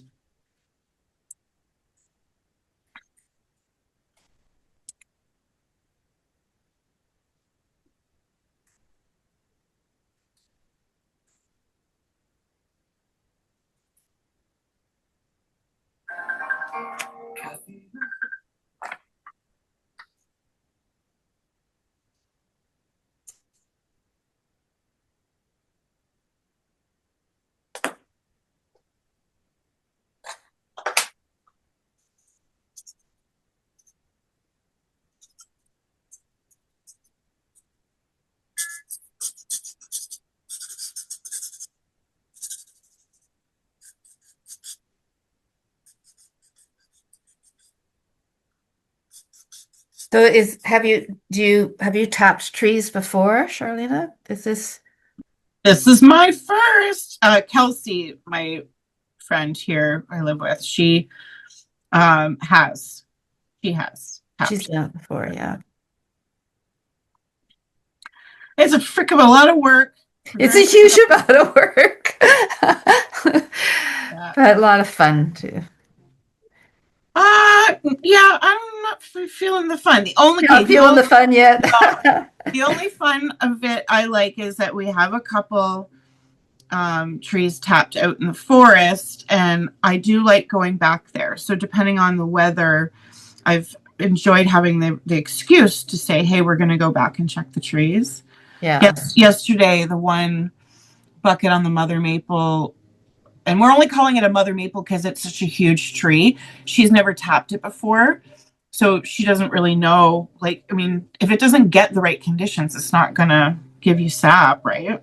Mm-hmm. But yeah, it was actually like a dark brown. The sap was dark brown, so I had to pitch it. So she's like, oh, water probably got in. And there are mosquitoes already. Wow. I did not know that. Yeah.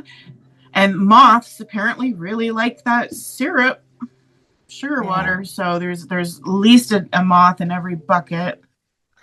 I know that at the cottage they've been tapping and they have these little hoses that go from tree to tree. Oh. So, and then it all drains into a big cauldron somewhere, right? That sounds so witchy. Yep. So that makes it a lot easier. Yeah, yeah. This is a baby operation here. We have like maybe 7 buckets out there right now.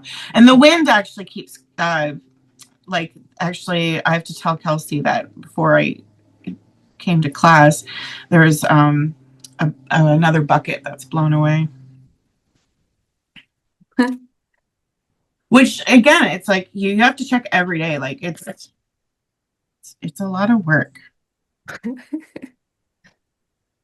I love maple syrup, so I like eating it. And I'm happy to help. Like, I did burn my finger on the maple syrup bucket with the first batch, though. And that really, like, it's very physical. Mm-hmm. So I much respect. I do not like that it's 40-1 return. Well, it's crazy how much you have to have, Yeah, you I know. think it's insane. But It's liquid gold. yeah. It is gold. Just in the demo here, going to make a note that I'm exaggerating this pattern, like the edge of the trees, because I just want to have some wiggly, wonky lines in here. So it's different than the reference, but it's more about how I feel about it and wanting to have something interesting to look at. Mm-hmm. So that's where the artistic license comes in, of making decisions like that and why you would. I'm just really enjoying working on our first tree, so I might just kind of go ahead on it. Yeah, Um, please do.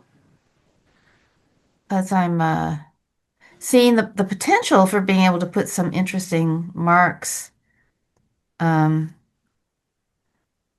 rather than just doing it quickly, which would be my tendency. But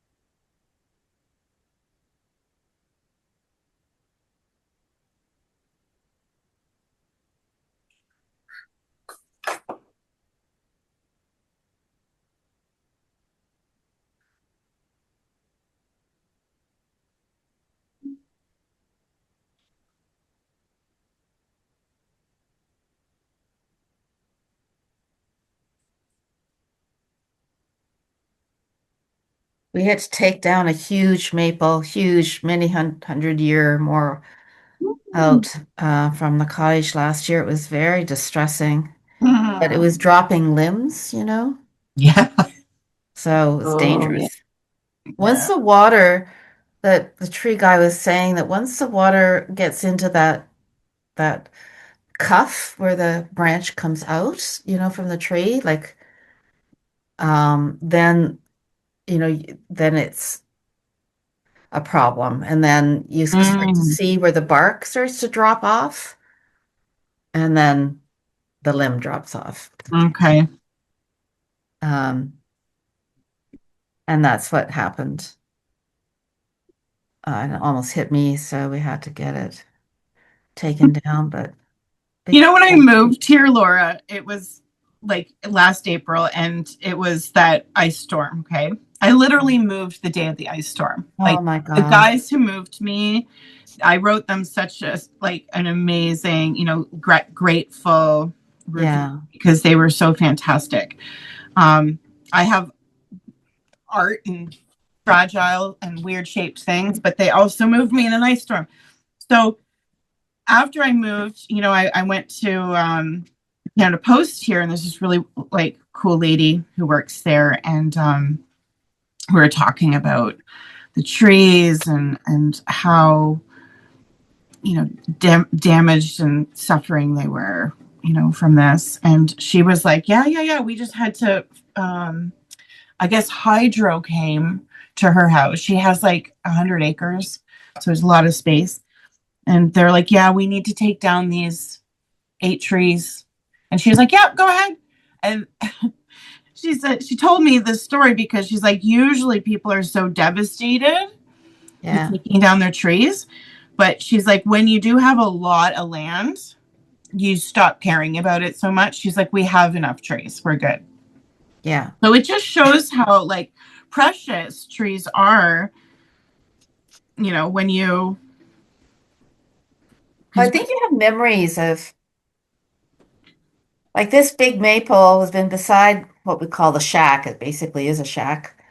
Um, was always there. So once now it's come down, the light is different, everything's yeah, different, but it was just there. It was there when I was 4, it was there when I was, it's like, you know, you realize we're all getting older yeah, and losing limbs, maybe. it's so true. Yeah. So it's that kind of thing. But yeah, if you have a large property, I mean, you have to manage your property, your tree lot. You can't just let it, you know, go its own way because it's sucking out light from the new one's undergrowth and it's yeah. Which apparently is intentional, unless you've grown them that way. I'm like, Lord, I always have to. I keep The Secret Life of Trees by my bed because I can't Yes, yeah, can't read it just once, right? So the whole idea of, a tree is a baby until it's like over 100 years old, and yeah. their parents are intentional. They're like, yeah, no, we're not letting you grow up yet.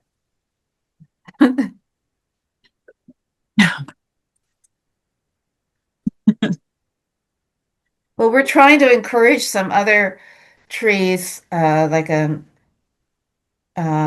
oak tree underneath some other trees. And then the ice storm that we had, oh, 10 years ago really damaged some trees. And then we've got those locust trees or those trees that are basically Mm. dead now that had to come out. Um, but it creates all new space for new things to grow under and all that's good. I mean, we don't have that big a property, but But in that's the thing is behind it's they had planted significant. trees. Yeah. Um, and and that allowed us to not to do some different tax thing on the farm property behind us. But um, it really changed the meadow, changed everything that, human intervention. Um, but Mhm. that's is what it is. Look at that tree you just produced. That is so wild. That's wonderful. Just wonderful, Sharlena. It's really, really got great personality and Mhm. movement. Yeah, I'll come up a bit closer. Well, I mean, it does start from this cool tree, this mother tree. Like she's, Yeah. so there's times where, hopefully you have to say, like, I have to be here in front of this tree for an hour to capture it. Mm-hmm. It's important to me. But So isn't that's that fun? two different tips. So brush and then um, just a fine liner. This is like not even a Yeah, recommendation. I have It's not those even an Sharpies. I art. love them. I got them at the Yeah. dollar store and they're Yeah. wonderful. And then, I started to repeat sort of some patterns and again, just to get a sense of like the overall shape. And then if you really want to bring things together, that's when you can get into watercolor. And especially with, using the permanent ink.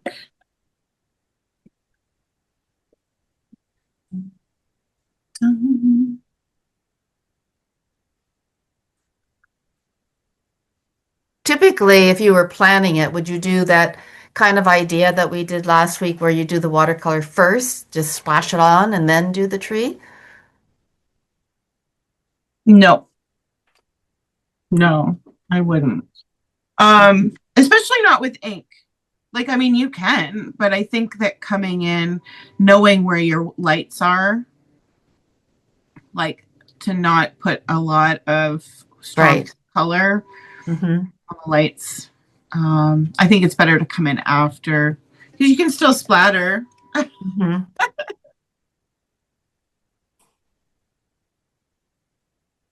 I mean, I love going in to do maybe some watercolor prepped pages before, like, to have pages prepped before you go out.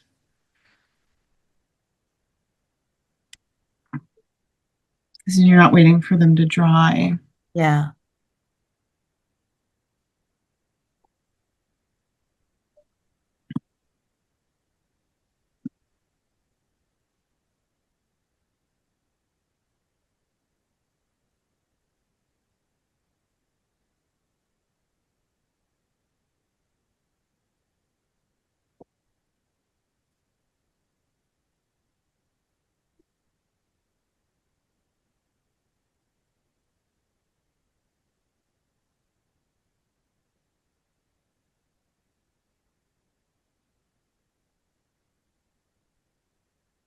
I discovered these where are they? These pens that I didn't realize it that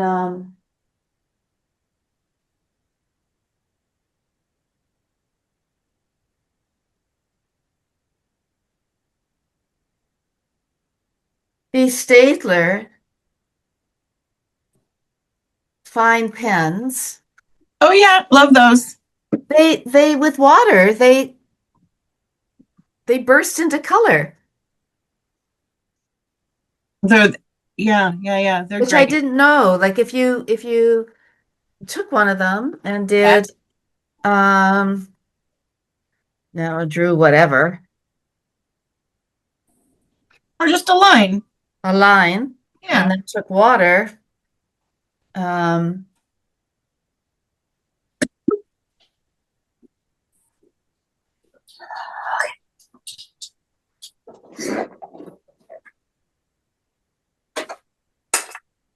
I think are they called tri pens? I think because they're like triangular shape. hmm? They called tri pens. That No, like they're just it's just regular porous point pens, but if you don't know that they do this, you wouldn't have it doesn't tell you on it that uh, it blends with water. Actually, I thought they blended better than they're blending right now. depends on the paper. Oh, okay. Yeah. Okay, that makes sense. This is just cartridge paper, just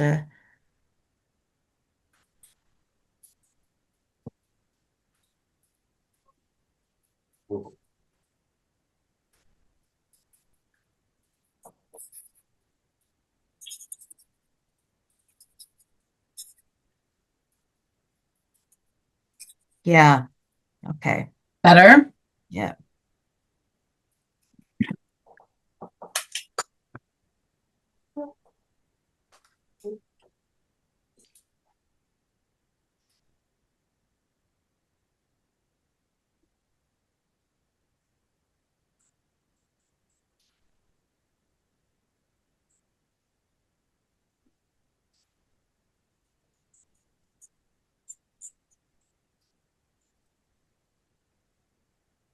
This is all my COVID purchases. I'm so happy you're getting them out. I know. Have those for the self portrait next week too. Those will be great. What are they? I missed it. Want to hold them up again, Laura?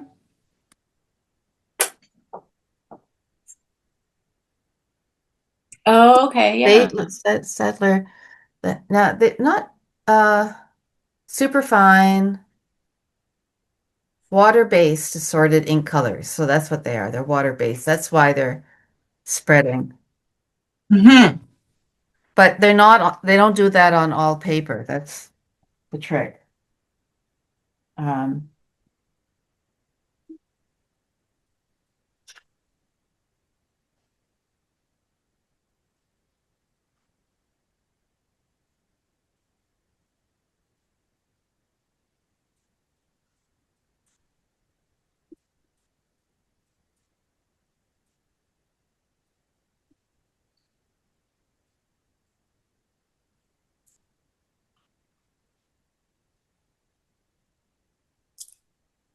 do you ever use the Internet Archive?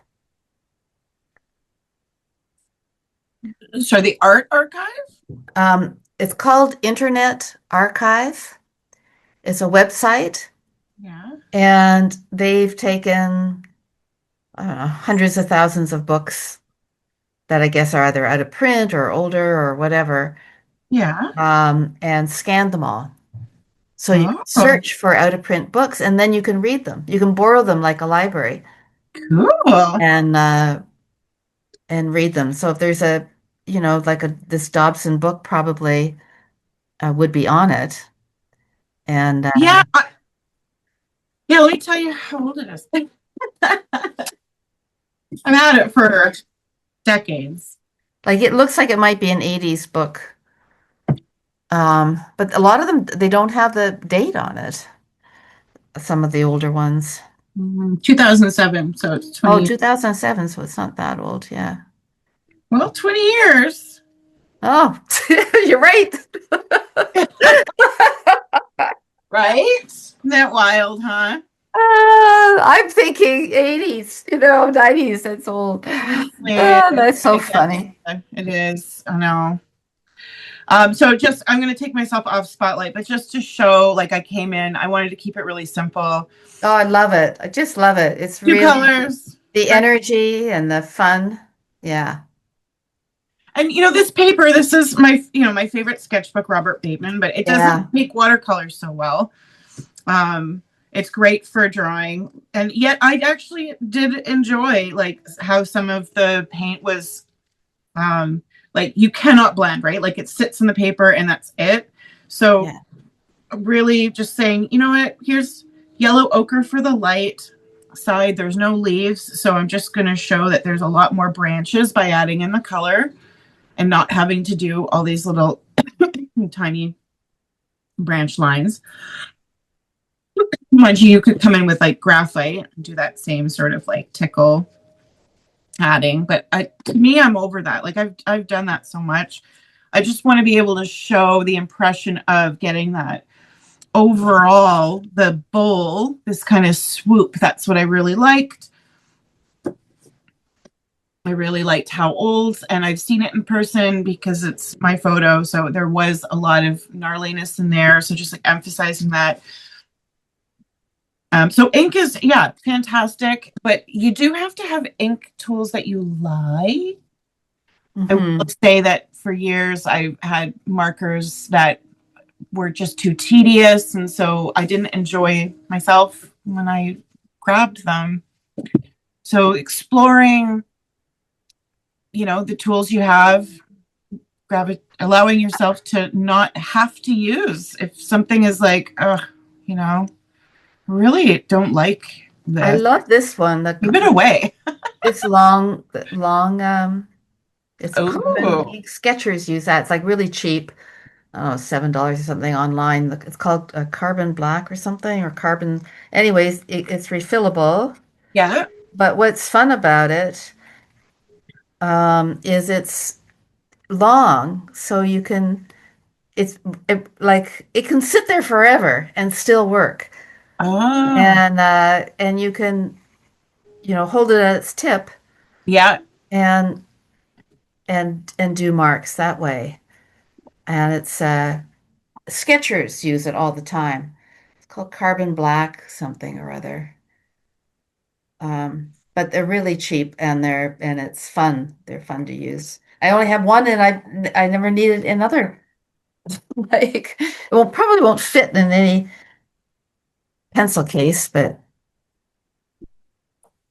Well, so I'm just I was looking to see if I could find it because I know I refilled it recently. Um, I have a rotring art pen, that's modeled after. So, what's that? I have a rotring art pen, which that is modeled after, which I just cannot find at this very moment. Anyway, it's the same idea. Same, you can get different, fine, medium, whatnot tips. Watch, it's right in front of my face. But yeah, and they're fantastic. They're really great. But as you just had mentioned, it's long because it's tapered.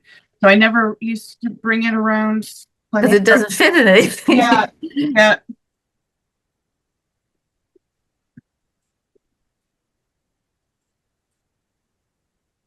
It does drive me nuts that I am really organized, but then as soon as I go to look for something, it's not there. It drives me crazy. My problem is I have too many different stations, so like they move, and I'm like, I swear I just had. Where did I see it? Yeah, yeah. Yeah, that's. Well, I also have to consider. Oh, here it is. Good.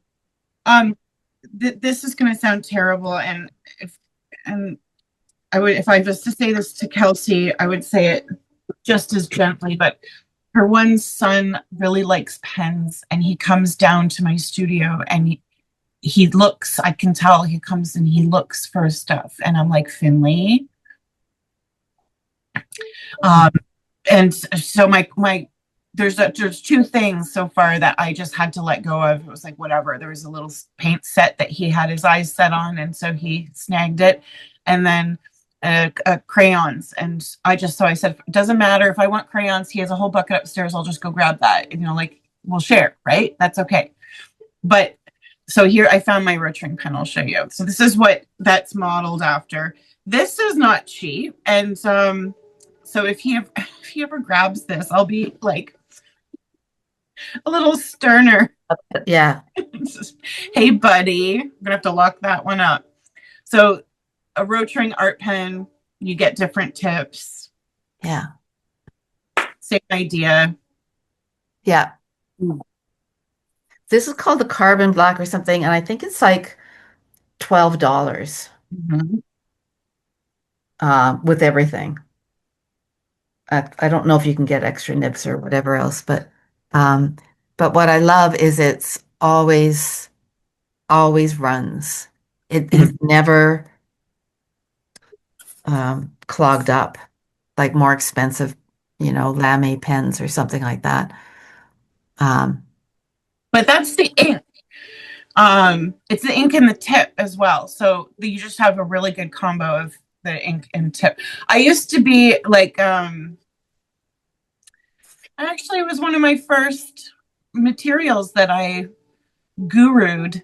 I worked at an art store, and You love pens? they sold high-end Mont Blanc, Waterman, Oh yeah. and I took care of them. I ended up doing pen repairs for Parliament. The people would come specifically ask for me, but it was because I cared. Nobody else at the store really cared, and I did. So I did discover that I'm supposed to be laying them down flat.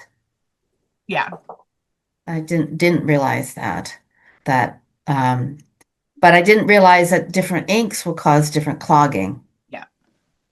Yeah. Like carbon is permanent, right? So yeah.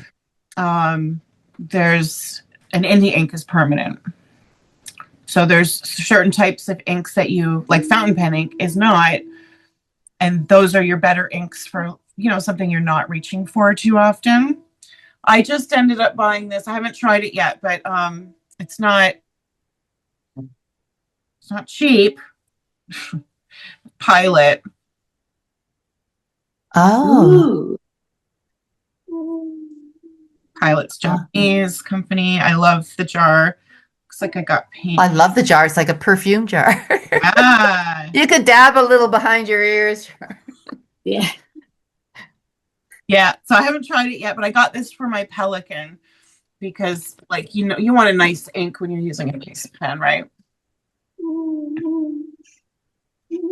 But there's, you know, this, it's kind of a funny thing. Like because I have quite a lot of pens. Like I have a Lamy I don't like because it's too fine of a tip. And so it dries out constantly. Well, It dries out constantly, the lammy that I have. It dries out constantly. that's your tip size. So it's a fine tip.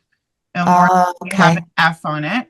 So, and I'm not going to do this right now necessarily, but you can use sandpaper and you can widen your tip. Oh, okay. And that means it will dry out less? Yeah. Yeah, it's a flow situation. It's a flow. So especially if you're using the, you know, the proper cartridges. Yeah.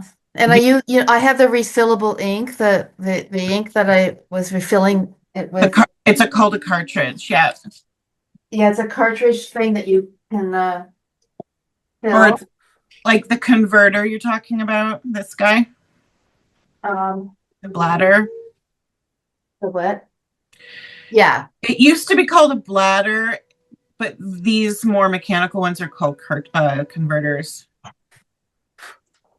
Because it converts your pen from a cartridge situation to a bladder. And on that note, give me 2 minutes. I'll be back. I have to go pee. Sorry. About bladder. So this is the ink that I've been using in the Lamy that I thought it was pretty expensive. It's Datramont's Archive ink. I do not know. That's it's supposed to be good ink, isn't it? Yeah. Datramont's. There's some ink that is really great for brush, like you know, a brush dipping, and then there's some ink that is meant to be in a mechanical device, like a repeatograph or Rotring or calligraphy pen or fountain pen. So it is, if it's a thick ink, then it might be meant to be used for like wider, broader nibs or dip pens or brush. And yeah, it's not. It's pretty thin. And but the Lamy pen, I think you're right. It must be I don't think it's the ink. I think it's the nib. That's fine. Fine. It's so fine. It's just drying out. I'll be right back. This one, a cheapo one, never dries out. Isn't that funny? Oh, bunny. Okay, I'll be right back. What time is this class supposed to go to?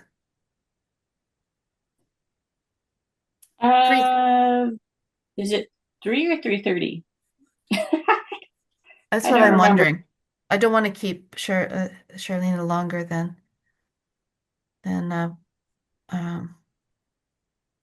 so what are you doing, Stacy?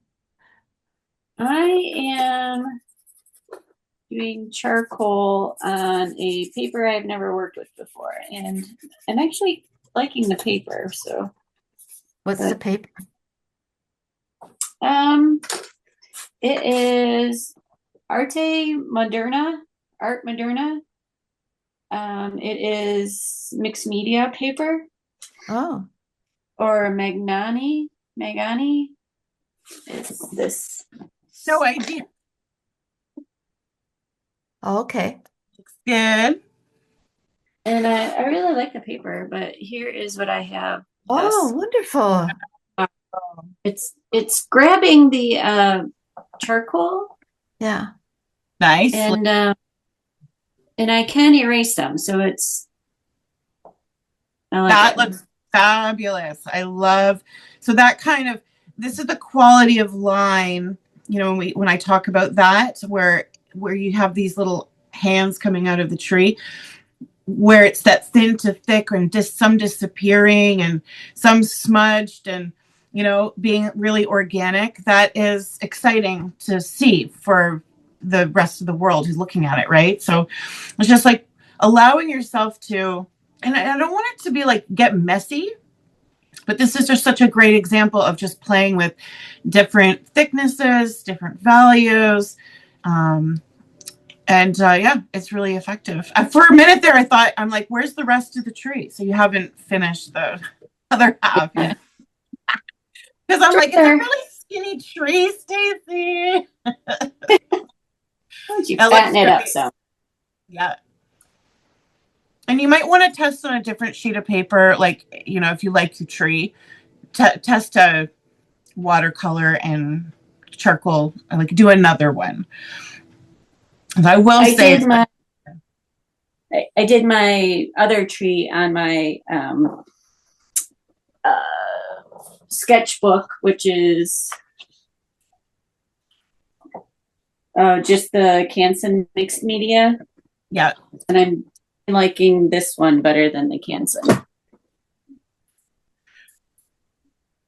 Well, that's good to know because I don't know that other brand and it looks good. I mean, I got this from my sister-in-law, and yeah, I like it. I've never seen it.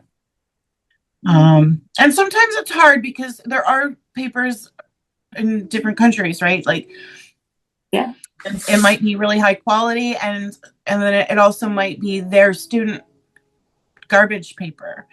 Like, you just don't know until you try it. And so gifts are always welcome. Yeah, this is the first time I hadn't heard of it before either, but I like it thus far. I'm really having fun with this tree here. I'm really glad we did it. I look forward to doing the ink next time. I'm going to look for those the Pentel brush too, because I think that would be a lot of fun. I'll send you the link, Pentel brush pen. There's only one. They only have one brush tip. There's only black ink. It is very, very, this is what it is. Okay. There's no. What? So this is where I'm at on my tree so far, the same tree. Hey, hold on. Let me spotlight. I'm just getting a little bit up the thing yet. And it also looks like a bust of a woman. It is fabulous. Yes.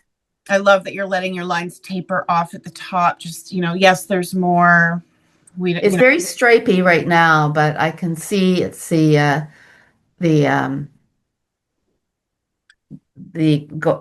blending from the dark to the light is important. Well, when you say stripy, are you referring to the direction of your pencil stroke?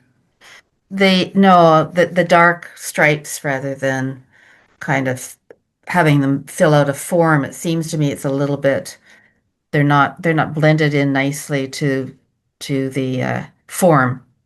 So they kind of look a little zebra-like. So let's talk about that for a moment, because there are two ways to approach a blend. There's a smooth. Okay, so if you're using graphite, you want to do like a taper, a gradient. And then you can either leave it like that, or you can use a brush and blend. But your strokes still matter here. So you can then maybe consider like a cross hatch to. Oh, I see. Yeah, yeah. So a blend won't ever really look perfect. And I'm using that word generally the way I hear it. If it's just one stroke. So that cross hatch is a approach used in colored pencils as well when it comes to blending. Is the more times you go over in different directions, then no one can see any one direction anymore, and then it tends to really blend optically. Right. in a better way. I mean, this is still the graphite, so there's still a sheen. Then there's another approach, which is more of an impressionist optic blend, which is to come in and actually emphasize those lines in the direction that you want them to be. So it's kind of a merge of maybe a gradient smooth blend and then allowing those hatches to be. So, if you don't like the hatches, then you constantly change your direction of stroke. And it doesn't have to be a star, but just as a extreme example of like, I'm not going to let you see just one direction of them. It's going to be so many over top that it's going to make a smooth blend. I think what I was trying to do was get the form of the bark or the bits of the bark which are all up and down. Yeah. And I wasn't thinking about maybe doing some different angles for the blending because I was so kind of focused on getting the bark aspect. It's true because like as soon as you do like bark is basically there's so many different types of bark, right? But it has to be disconnected at some point and you have to have some things crossing. But I wasn't doing that cross hatching, and that's just on a little bit that I started to do here. It's really nice because it's a gradual, even if I don't cross hatch it, even if I just pull it out with lines, it gives it the form Good. that I was looking for. Yeah, and can stay in control of like if you don't get so lost in your work, if you actually care about the outcome, to like keep up with your pencil sharpened. Like having a sharp tip can really make a difference halfway through, especially at the end when we're working and the pencil's still working, but if it's blunt, you may not be getting the chiseled lines or the specific lines you're looking for. So just something to keep in mind to be like, and the technical side. The thing I was doing also is I was doing a lot of on the side of the thing. So as my shading rather than doing some cross hatching, which gives it more interesting on the tree anyways, it gives it a more interesting blend.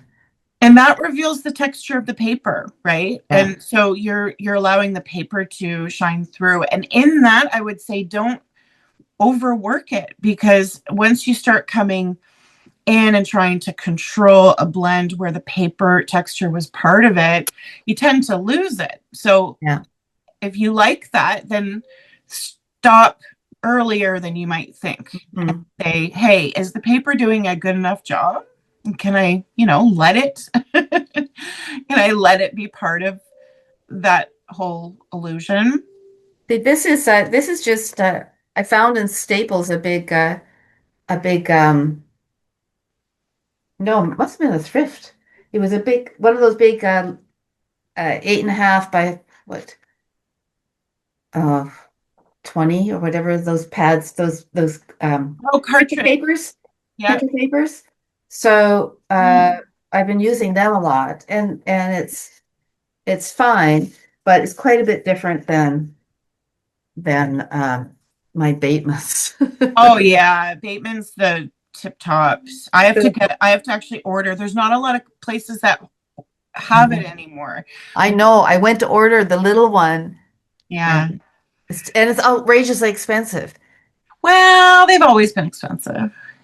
But their paper, now I mean, I might not be up to date. I'm sure there's paper that is superior in the what we call a sketchbook, but Robert Bateman is certainly not a sketchbook. It says it on the cover. It says sketchbook, but it's not. It is a drawing paper. It's heavier than most drawing paper, and it's always been, this bright white, beautiful texture. Yeah.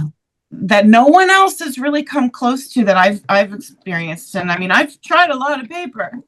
Yeah. And a lot of them now are cream. They're not the white. The Bateman? No, not Bateman's. A lot of the Oh, yeah. sketchbook paper. Been Yeah, because using. bleaching paper is kind of a nasty environmental situation. Japanese paper place sort of taught me about that. They were like, I know we understand people want bright white paper, but it is an environmental disaster to bleach paper. And Wow. I still, after class, which it's 3:30. So When's this class supposed to go to? To 3:30. Okay. Yeah, well, sometimes I do 2 hours. I think 2.5, 2 to 2.5. Because there's still work outside of class. There's the emails and the follow-ups, and then I think 3 hours tends to, depending on the project, be too long for people. Yeah. There's been some classes where everyone's in agreement to keep going, like, stay on the phone, the phone, the Zoom phone, stay online, pour a drink or whatever, and keep going. But I also think that it's important not to tighten up with drawing, so it's good to take a break. Yeah. Okay, fabulous. So email me your finished tree portraits. I'll put together, and then actually your pine cones as well, if you don't mind. I'd love to do a little photo memory. Do you have my pine? I think, yeah, you put them in well, no, you posted yours on the Facebook group, and I saved it, which is okay. Yeah, it's stunning. I love that you said, I'm going to stop here. I have other things that are more in-depth projects. And this was like when you achieve the illusion, and also to allow it to be, allow the mixed media to be part of it and not try and bring it to a certain place. I quite loved that had it all in there, Stacy. It was beautiful. You actually inspired me to finish mine in a way. Like, I didn't finish. I did the same thing where I was like, I'm just going to bring it to a certain place, because there's all these other things happening and I have other work. So it was the exact same. But I when I saw yours, I was like, oh, God damn it. I got to go in and make this darker. And finished up. I actually erased, where is that pine cone? I actually erased back a whole pine cone because I was like, sometimes in a demo, I get a little too loose because of time and, let's do this fast. And I'm like, that's not looking like, to actually say I'm not going to make this like, skip over this step. I got distracted because I just realized that I have an ink class in the summer, and I bought these, and I'll share that these are definitely my favorite fine liners. These are permanent though. Yes, those are mine too. Winsor & Newton. Absolutely. Like, I used to get back in the day, and I still think these are amazing. Faber-Castell Pit.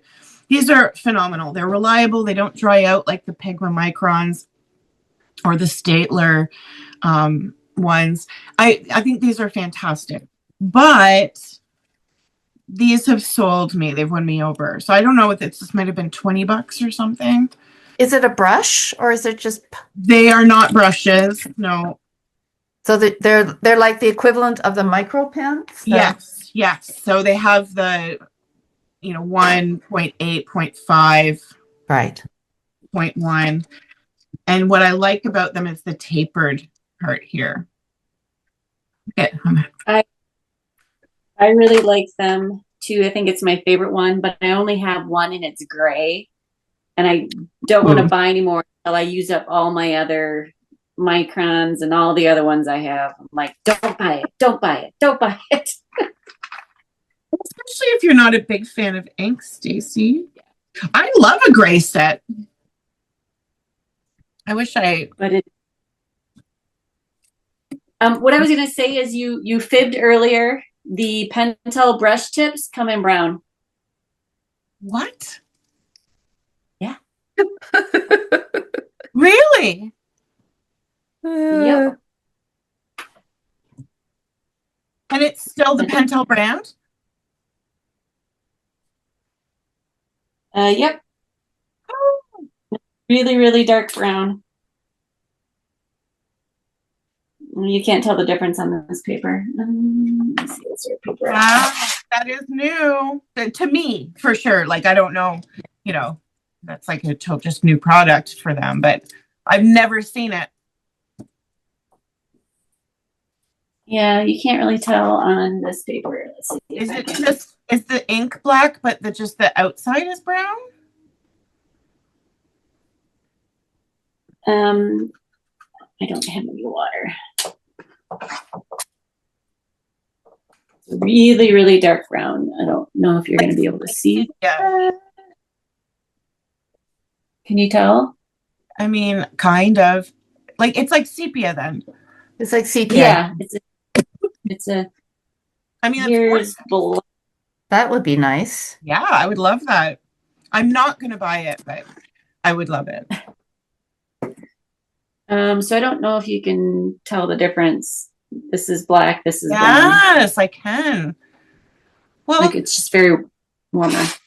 super. Thanks for having it and knowing and sharing that. That's awesome. Did you intentionally buy it or did you make a mistake?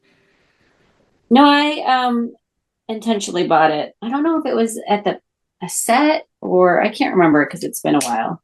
Mm-hmm. But I got a black and a brown one. Cool. Yep. So it's not a light brown. It's definitely a dark brown. Or the mass tone. It's definitely dark. I like that because I mean, when you think about Japanese, so that's what Laura earlier when you asked me about the name. So it is just a Japanese Pentel brush pen. Like it's just a Pentel brush pen, and Pentel is a Japanese company, and it is modeled after sumie, which is the name for brush painting and the traditional way. So it's the tip is, I mean, there are other brushes out there that are, I used to have $100 sable tipped. I will never buy it again because it's too expensive. I already lost half of it, but it's like actually the Pentel synthetic tip was better than, in a way.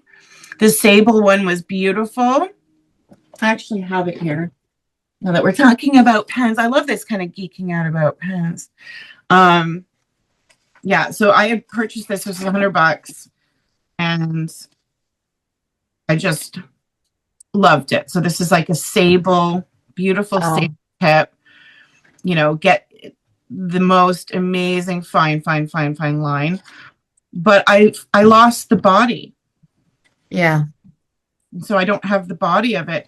And that was because I was like out plein air painting. Oh no. Karataki. So I could still use it and just hold it like that. This is the cap. So I have half a pen. But it really got me thinking about buying things that if I lose, it's okay. Yeah, I think that's I mean, I have not had anything in my house of value until my kids grew up. Because, either you're watching your stuff all the time, and all their little art project things, and I just said, I forget it. I can't, it is what it is. When they grow up and have their own things and protect it, then they'll understand. And then I can start having some nice things. Yeah. Like even clothes. I have two girls, so even clothes, even shoes, even, it's like, yeah. And then we trashed that house and moved. It's, you know. Otherwise, you're, don't have that ice cream on the sofa. Don't like. Yeah. You can't live like that. Yeah. I can't. I'm slowly really getting there. My kids are 22 and 19 now.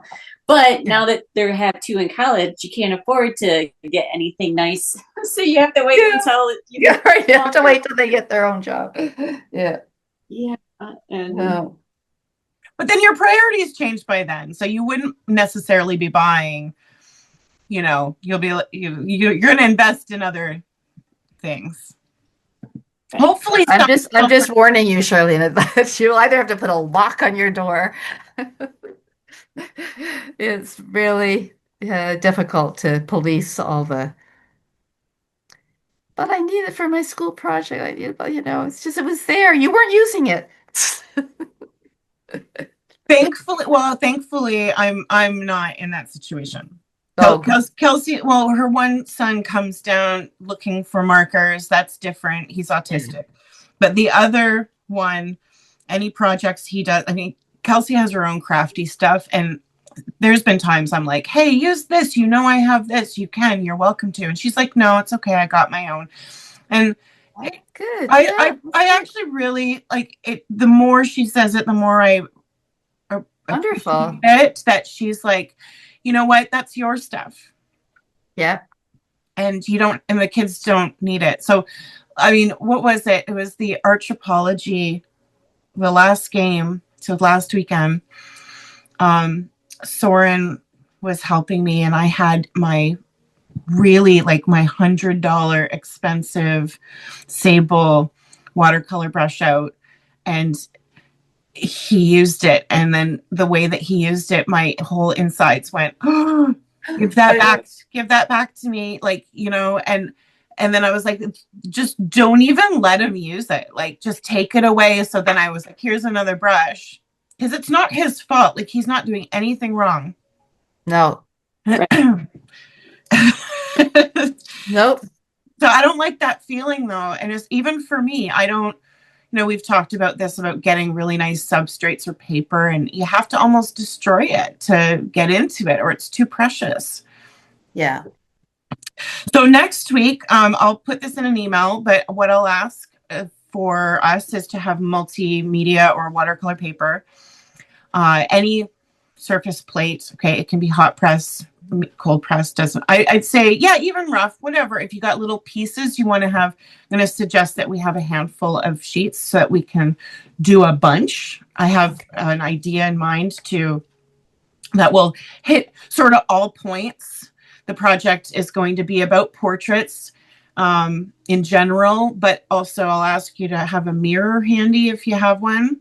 Okay. And yet it'll be more about proportion, and then confidently having fun with that, and really my goal is that you like your portraits. Okay, even if it's just one out of, so we'll do a quantity. So you don't want us to kind of bring some other portraits to people or Nah, things? No, do you want it always to be just doing our own ourselves over and over again? in a way, it's gonna. I Okay. think the idea is that we're gonna do a portrait without any reference. Oh, okay. Yeah. oh my. Something fun that you could think about is, and I don't mean printing out or anything, but just to maybe even make note of some fun features that you like, people in your life that have a caricature element to them, like certain hair color or hairstyle or glasses or accessories, that in a portrait with a bust, because I don't really, if it's okay, I would rather not get into the whole body proportion. The face is just enough for a class. But so to have fun with the portraits, like certain patterning for the shirt or certain textures that you like that we can play with. So just to have little notes of ideas or color combos. But the idea, so the ink, I'm going to suggest that we do actually have water soluble ink. Okay. So that's not these really nice pit pens and stuff that are permanent. So I'm not going to be using the Winsor Newton. So actually, like Laura, you have your pen because it works and it bleeds. You have your Stapler pen. So Stacy, you and I, and then I'll suggest for Eve and Esther to really you might have to do a little tester page. Which pens bleed? Like a cheap ass rollerball pen that, as soon as it hits water, it sort of. They didn't bleed as much as I thought, so I'm going to check them out because I remember the first time I did it, they really bled, and I don't know why. But I have watercolor pencils, but they're not. Watercolor pencils would be great. Okay. So I love the whole idea of ink, watercolor pencils, watercolor. Ink tint.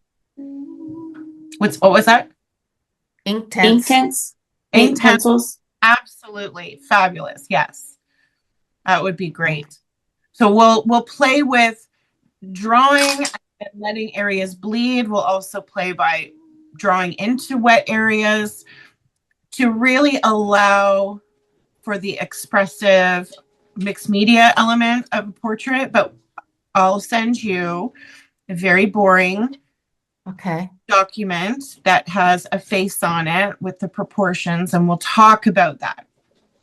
And we're going to really talk about how you will be able to do anyone's portrait or a portrait of anyone just by being confident about the placement of features that where the eyes and nose and mouth relatively go. And then for everyone on the planet, so that's 8 billion different varieties of little hair difference of this nose is like, we all have a nose, but they're all different. How incredible is that, right? All right, so she's telling me that I have to take him outside. Well, thank you very much, Sharlena. And I'll take a photo. I think I have a photo. I didn't finish my pinecone thing, but the photo is fine. And so I'll send that on. I'll just send it by email. Yes, please. That would be great. Thanks for it felt like a wonderful afternoon of substance. It didn't feel like it went in the blink of an eye in a good way. Yeah. It felt like there was a lot that was accomplished. Absolutely. Enjoy your evening, and I'll see you soon. Same to you. Okay, we'll see you next week. Thank you. Bye. Bye.